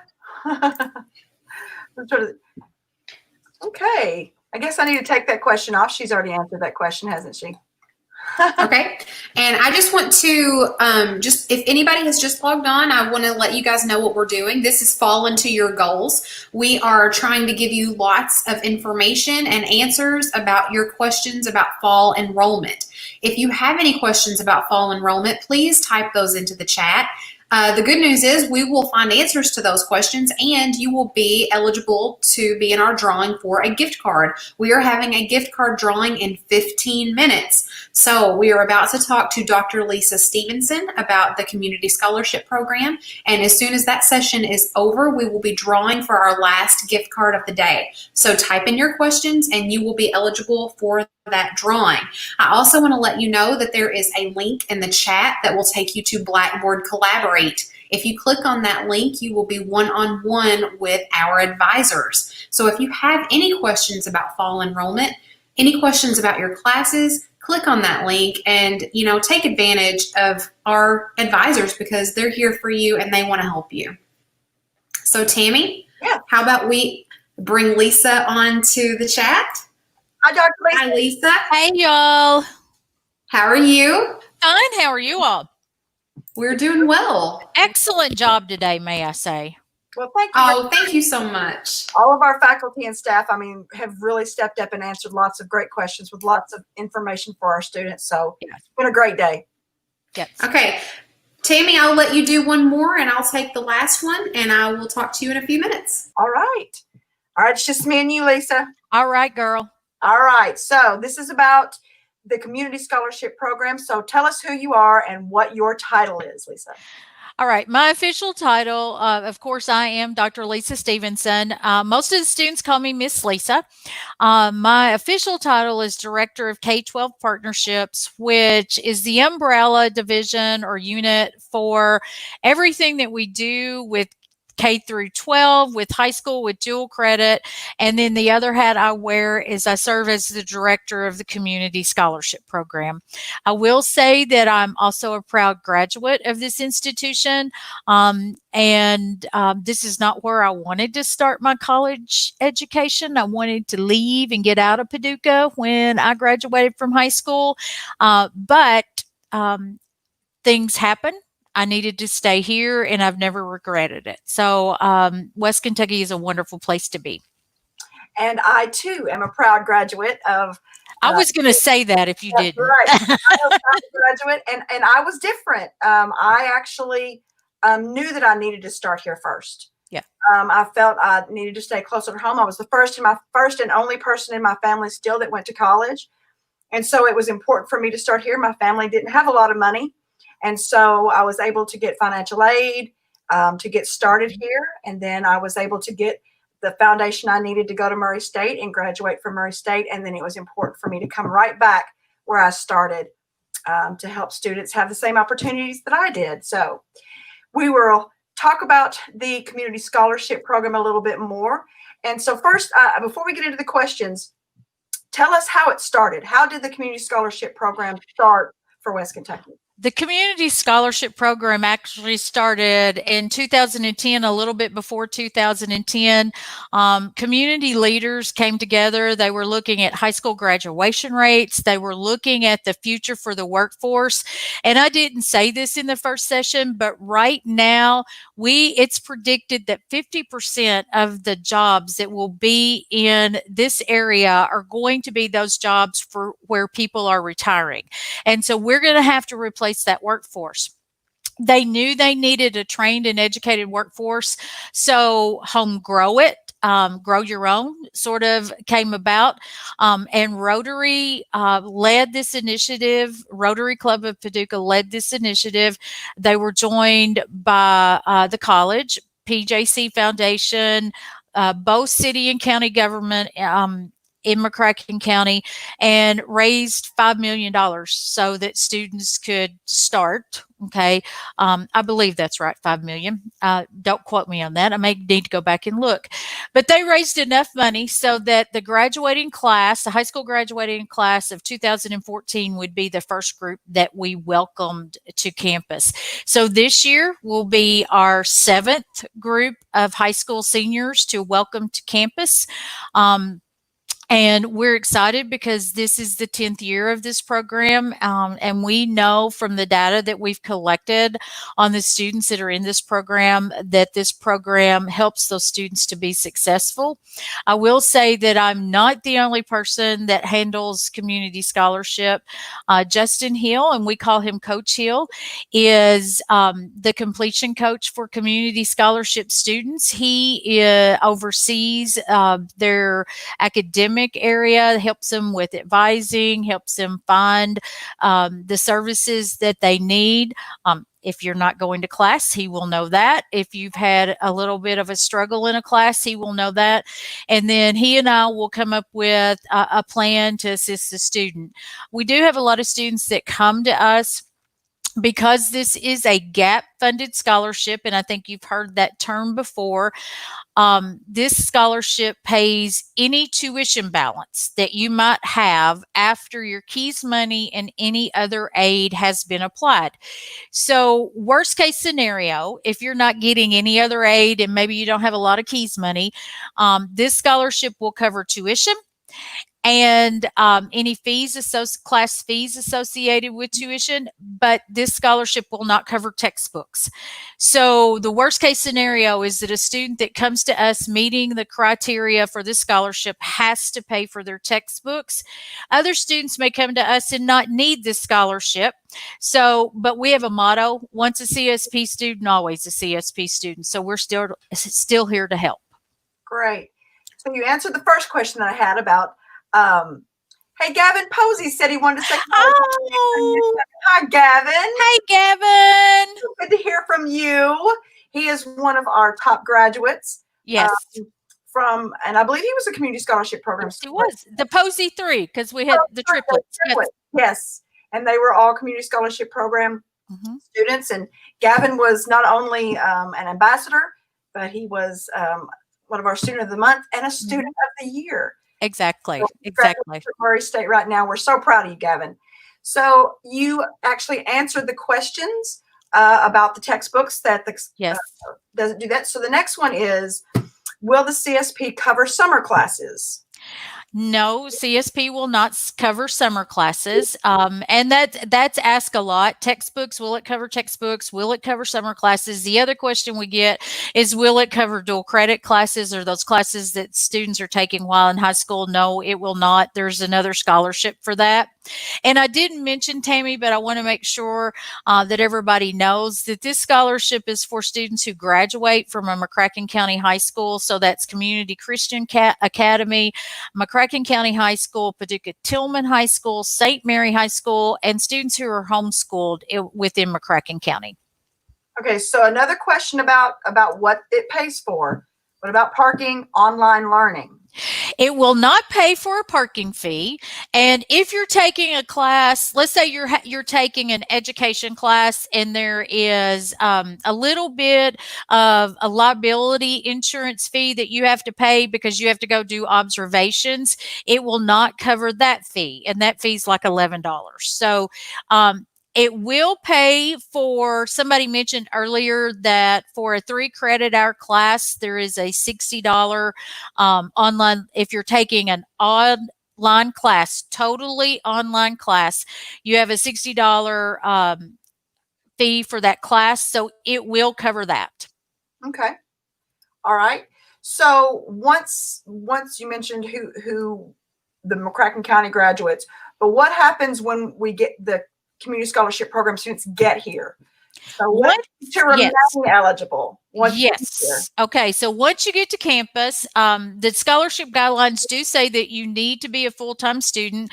So that's 12 credit hours. We do have a little leeway because we have students, and I'll say, Gavin, your sister was one of those. Brooke went into our nursing program, and during her time here, the last semester she was with us, she did not have to be a full-time student because she was only taking nursing classes. So you need to be a full-time student. You must maintain a 2.5 GPA, cumulative GPA, to remain eligible. Okay. All right. So one other question. You talked about challenges. CSP students, have you can you provide some challenges that maybe the program has had in its 10 years? All of incoming students face challenges. You talked about being a first generation college student. I was a first generation college student. So many of our CSP students are first generation. So their parents don't know exactly how to navigate through the college, what it means to fill out the FAFSA. So we try to help with those types of activities. Students may have food insecurity. They may need transportation. They need time. They need help with time management. Marlo mentions those soft skills. We try to help those students build those soft skills. So, for example, if a student comes to my office and has on a ball cap, I ask them to take that off. I like students, now we can't do it, but I do like students to greet us with a handshake, and then make sure they're providing professional emails, doing things in a timely manner. Okay, so a well-rounded student in all areas. Exactly. So we mentioned Gavin and Gavin triplets as being success stories, but what are some other examples of students who've graduated and are successful? Where they are now? Okay, so let me just finish with the Posey. So Gavin is a graduate from Murray and is applying to grad school. We have Brooke, his sister, who is a nurse at Baptist Health. His brother Mason is in the UK engineering program. And Tammy, you never know who's watching these things. So I got this little message about, hey, you got to talk more about the females in the program. So right off the bat, I'm going to talk about Leah. Leah actually graduated in criminal justice, and she works with our security staff on campus. She's also, I think, been spotlighted on some things. Jordy is a graduate. She graduated from West Kentucky, transferred to Murray State, graduated from Murray State, and she is teaching at Clark Elementary. And when Jordy talks about the community scholarship, she talks about the importance of the fact that she graduated debt-free. And that's the goal of this program, is students don't have to take out a loan when they come to us. And then if they need a loan, they do it elsewhere at the 4-year. And then I want to talk about Ansley. Ansley is a graduate of our program. She then moved to UK Engineering Paducah. She has actually been on the coast working, but she has gotten a job back closer to home. So she is in Illinois doing some training right now. And it was just she knew they were going to move back because of family circumstances, but they were going to wait a little while. It was just something that she could not pass up. And then, so I want to mention Ben, who's a welder, and he's one of the few welders that's certified to work in a nuclear, and that's hard for me to say, facility. We have John and Pedro, both who are now policemen for the city of Paducah. And then we have Dylan, and Dylan is also one of our graduates who transferred on to Murray State, education major. And Dylan will be working for Paducah Middle School starting this fall. Great. Well, there are a lot of success stories. Exactly. So, I mean, and it's a great program to help our students. And I know, Lisa, and I said this in the first segment, that Miss Lisa, if you are not doing what you're supposed to be doing, what happens with the two of you? What happens? How do you deal with that? Well, at first I was the mama, and now I'm sort of the sister that's the complaining sister, and Justin's more of the dad than the brother. But we sort of play good cop, bad cop, if I want to use it that way. You know, if I have a student that I know better than Justin, I am going to have that frank conversation about, why didn't you do this? What did you do? And I'll say this, a lot of times students, I find out things because your friends tell on you. And they come to us because they're worried about you. And so we know that students may be not going to class, not turning in assignments. And so we have that conversation with that student. And sometimes we also we also help, I'll say it that way, we help students have some conversations with their parents, because we've had students that mom and dad really wanted them to be an engineer and they didn't want to do that. They wanted to work on cars. And so we try to help facilitate that conversation with the student, to ensure that they get to where they need to be. And one thing that I'm very proud of about this program is we know the data that we've collected shows that a student in this program stays at the college, they graduate with a higher GPA. And when you look at graduation rates across the state of Kentucky for a group of students that started, excuse me, I've talked too much, started their freshman year in 2018, UK's graduation rate is 65%. For community scholarship students, it's 55.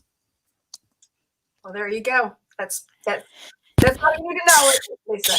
So, Lisa, we're going to put up your information. If you have any questions about the community scholarship program, please give Lisa a call, 534-3282. Thank you for joining us, Lisa, and I really appreciate it. All right, that's all right. Your time is up. You're fine. Thank you. You're welcome. I will take you out right now. And Mary Beth, so now I know what time it is. You don't have to ask me this time. Mary Beth, what time is it? I know what time it is. It's time to draw for our last gift card. Right. I'm excited. Okay, Kathy is on it. Check this out. I know. Okay, so our winner of the final gift card of the day is John Charles Roberts. John, you have won a $50 Exxon gift card. So all you have to do to claim that and find out how to receive it is give Kathy an email, and her email is right there. And congratulations. Congratulations, John. Yay. All right. Very exciting. Okay, so Tammy, we're on the home stretch. We are. This is the last session of the day. Can you believe it? I know it's been a great day. I just want to remind everybody that if you enroll in classes today, you get into a drawing for a laptop computer, and we will be announcing the winner for that tomorrow. That is correct. That's right. Okay, so I am going to bring Summer Holland onto the screen. Welcome, Summer. Hi. Good to be back with you ladies.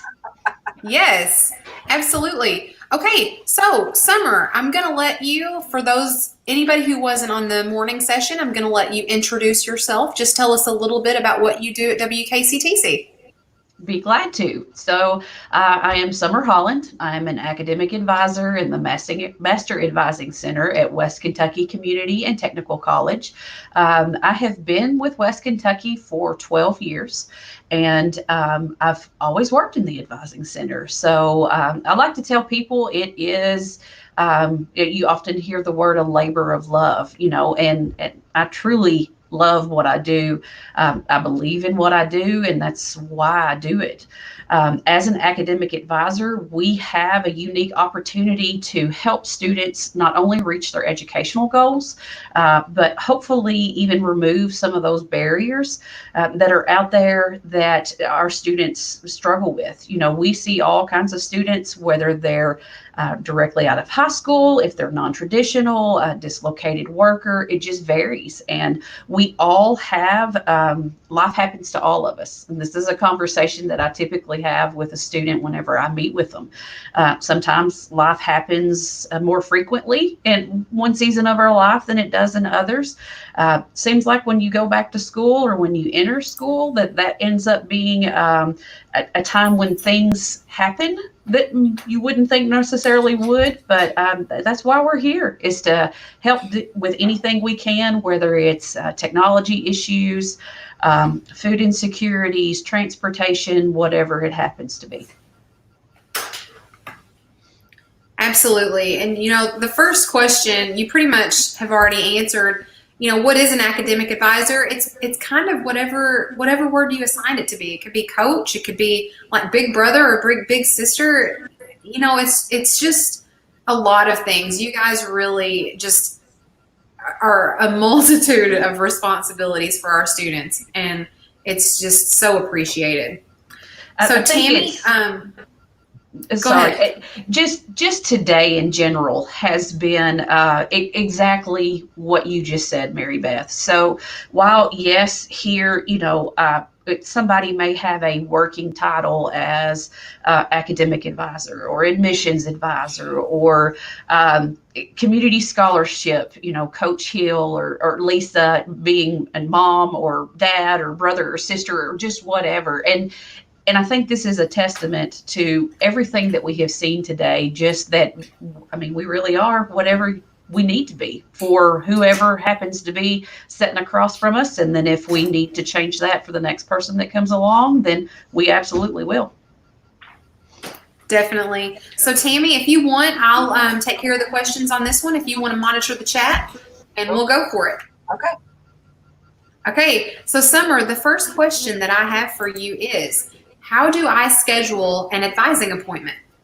So currently, we have the ability for students to go online to the West Kentucky website. One of our favorite things today, and really anytime, is the little search box that's up at the top of the website. And if you'll type in academic advising, that should take you to a search result where you can pull that up. Down there in the middle of the screen is an actual link to go in and schedule an appointment. Like I said, students can do that on their own at any time, whether it's on a Friday during the summer or if it's after hours per se. And it has all of our schedules. So it's not just one. So if a student logs in, they can see my name on there. But if I don't have something that works with the student's schedule, then we have 4 other advisors that have scheduling opportunities. And so that gives you the ability to do it at your convenience. Some of the formats that we have are we can do it virtually, which would be something like Zoom or Blackboard Collaborate. We also have Microsoft Teams. I think Skype is a platform that we have as well. We can do it just over the phone. So in between our break today, I actually had an appointment with a student, and we started off using Blackboard Collaborate with the virtual option. And then we had some technology issues, which, just seems to be the norm, and it happens to everybody. And so we converted from that, and I called her on the phone, and we finished the appointment over the phone, and I sent her an email. So we can meet with students in whatever way works best for them. You also have the opportunity to give us a call if you don't have internet access. Crystal Boone is our gatekeeper, I guess you could call, and she has the same access, but if you don't have internet access or a computer, then she will schedule that appointment over the phone with you. Great. So, my next question was, what type of appointments are available? But I think that you just kind of covered that. And, as a result of COVID-19, we have just embraced so many different kinds of technology, and we're seeing what works, and we're really pleased that in a way it's almost like a good thing, because it's made us branch out and use all these different types of technology. And I think that we're possibly reaching people that we may not have otherwise reached. I couldn't agree with you more, Mary Beth, because as much as we don't want to get stuck in a rut, sometimes we do, just because it's what we're familiar with. And I was just discussing with someone today about, even on this platform, we have had technical issues. I had technical issues. My camera didn't work. And then, with the student, I had an issue and things like that. Whereas before this all happened, I'll be honest with you, I would have almost panicked because it has to be perfect. And if anything I have learned in this, it's just fluid. I don't by any means want to act like it's not important, because it is. But I think everybody just has that understanding that, hey, we don't have to be perfect. And it's okay if things mess up, because we'll reset and pick up where we left off. Yeah, we're just kind of learning as we go, right? Right. So in talking about what kinds of appointments are available, I know that in-person appointments have to be scheduled. Can you let the students know and potential students know what the campus experience is like right now? So what if a visitor comes onto campus right now and tries to go into the Anderson building? what kinds of things are they going to experience trying to get into the building? Absolutely. So right now, the majority of the offices, if not all offices, are working via appointments. And so, those, I think we've provided all the contact information, and I know this is recorded. So if somebody sees this later on, they have the ability to go back and find contact phone numbers for every office. But walking up to campus, we are located in the Anderson Technical Building, and currently our West Kentucky Security has a table that they have set out up front. They clearly have tape markers for social distancing already laid out, so you don't have to guess. There is a check-in that you have to do. They will check your temperature. Of course, everyone that comes onto campus wears a mask. We prefer, or I actually prefer, having my own, but if you happen to forget it or something like that, they do have a few extras in order to be able to provide that to you. Once you enter the building, there's plexiglass up at the information desk that students often associate with admissions. And then there's actually sticker markers on the floor that will help you with regard to keeping that appropriate social distancing. If you have an appointment with one of us, we provide a phone number where you can call or text and let us know that you have arrived on campus. Once you schedule the appointment, it's on the website as well. We are recommending you don't arrive any sooner than 10 minutes because at this point in time, we don't really have like a waiting area. Anybody that's been in before, for one reason or another, if they just happened to stop in from the community, or if they were thinking about going to school at one point in time and didn't, we've always had like a waiting area. And unfortunately, right at this moment, we don't because of CDC guidelines and things like that. But once they get and they call and text, typically we know that they're here. Crystal lets us know that. And then we actually will come out of the advising center just so that way we are at a point of contact that when the student starts walking down the hallway, we're already there. When they come into our office, again, everything is marked with spacers so that way we're practicing social distancing. And our offices are set up so we can keep that 6-foot distance. We don't exchange papers or anything like that. And then we walk with the student out once their appointment concludes. And then we definitely disinfect and sanitize in between after each appointment that we have. Great. I know that safety of our students is paramount right now, for sure. Absolutely. Okay. So the next question I have, why do I need to speak with an advisor? So it's for a lot of different reasons. Typically, it is to make sure that you're on the right path for academics. So advisors can do a number of things. As I mentioned earlier, we have resources for food insecurities. We also have like Four Rivers Behavioral Health here.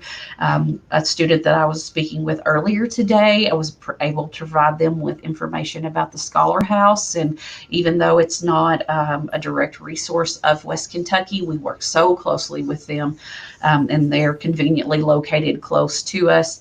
But we have the information, and if we don't have it, then we can help research it with regard to students' educational goals, as well as to help them overcome anything, any trials or situations that may come up even before they start class or while they're in class with regard to transportation, as I mentioned, food insecurities and things like that.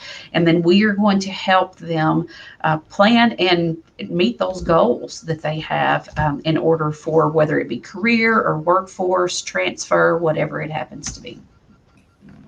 Great.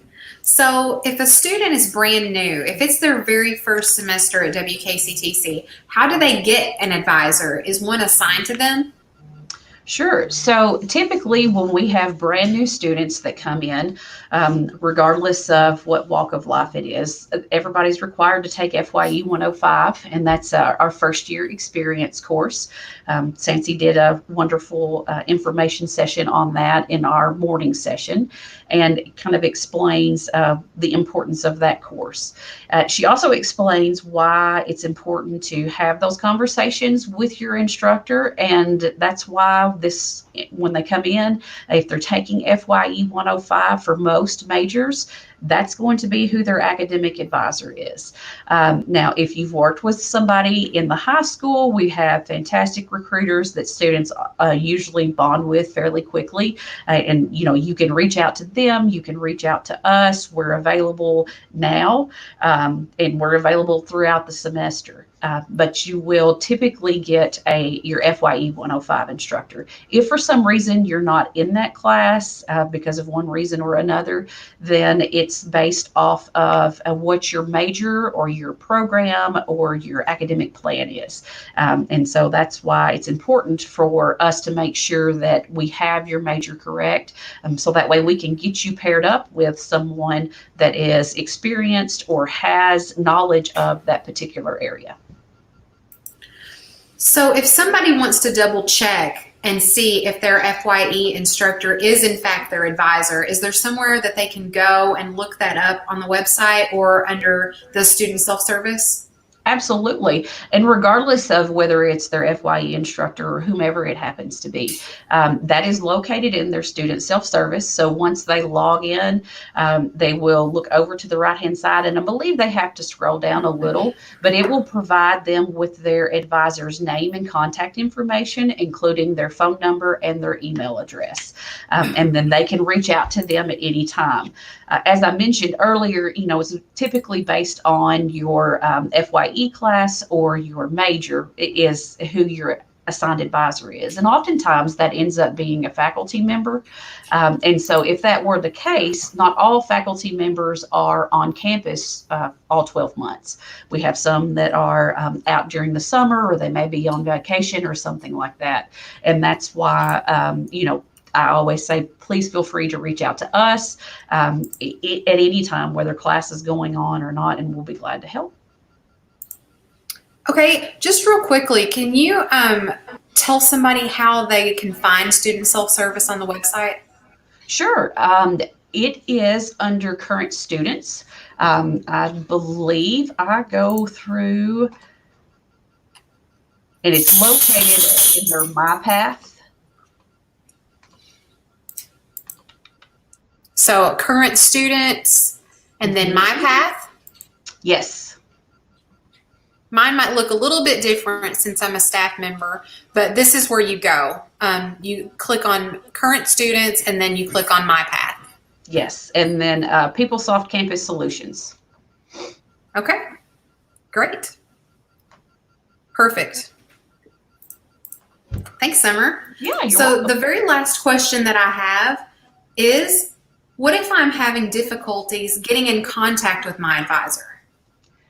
Yes, and like I mentioned, a lot of times that happens to do with advisors that may be on vacation, or maybe a faculty member that's not on campus for the 12 months. And if that were to happen, then you have the opportunity to get in contact with one of us. We are 12 months, and right now we are on campus some, working remotely some, but we're always available. So if you have any difficulties, please feel free to reach out to any of us.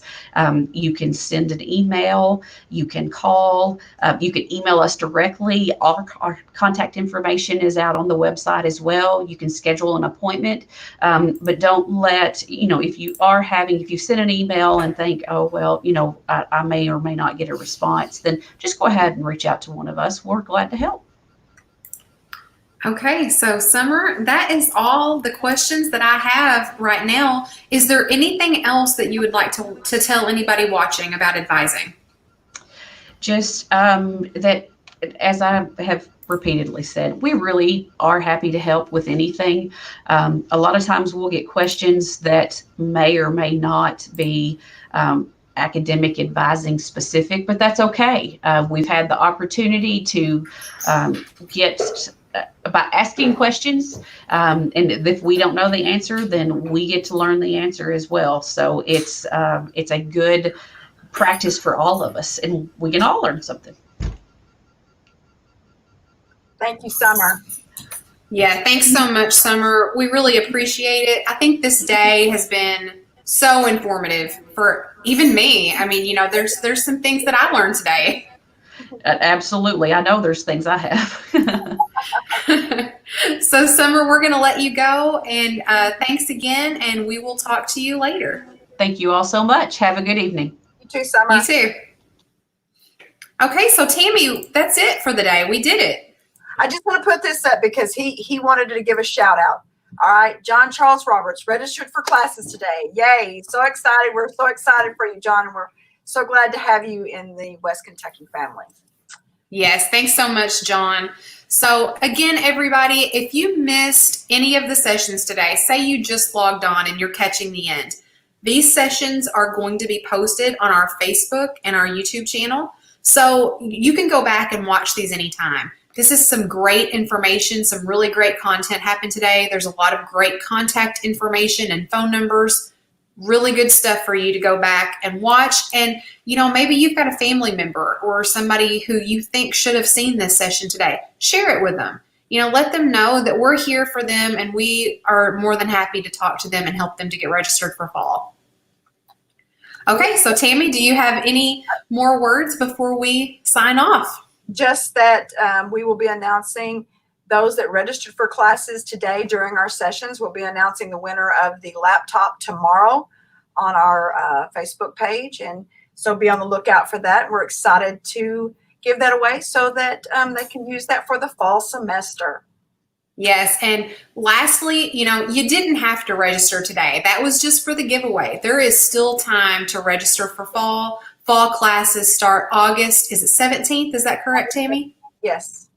Okay. You can see with all the people that have been on, we are committed to helping you be successful in West Kentucky. And we have all the people today and more that are willing to help you do whatever we can to help you.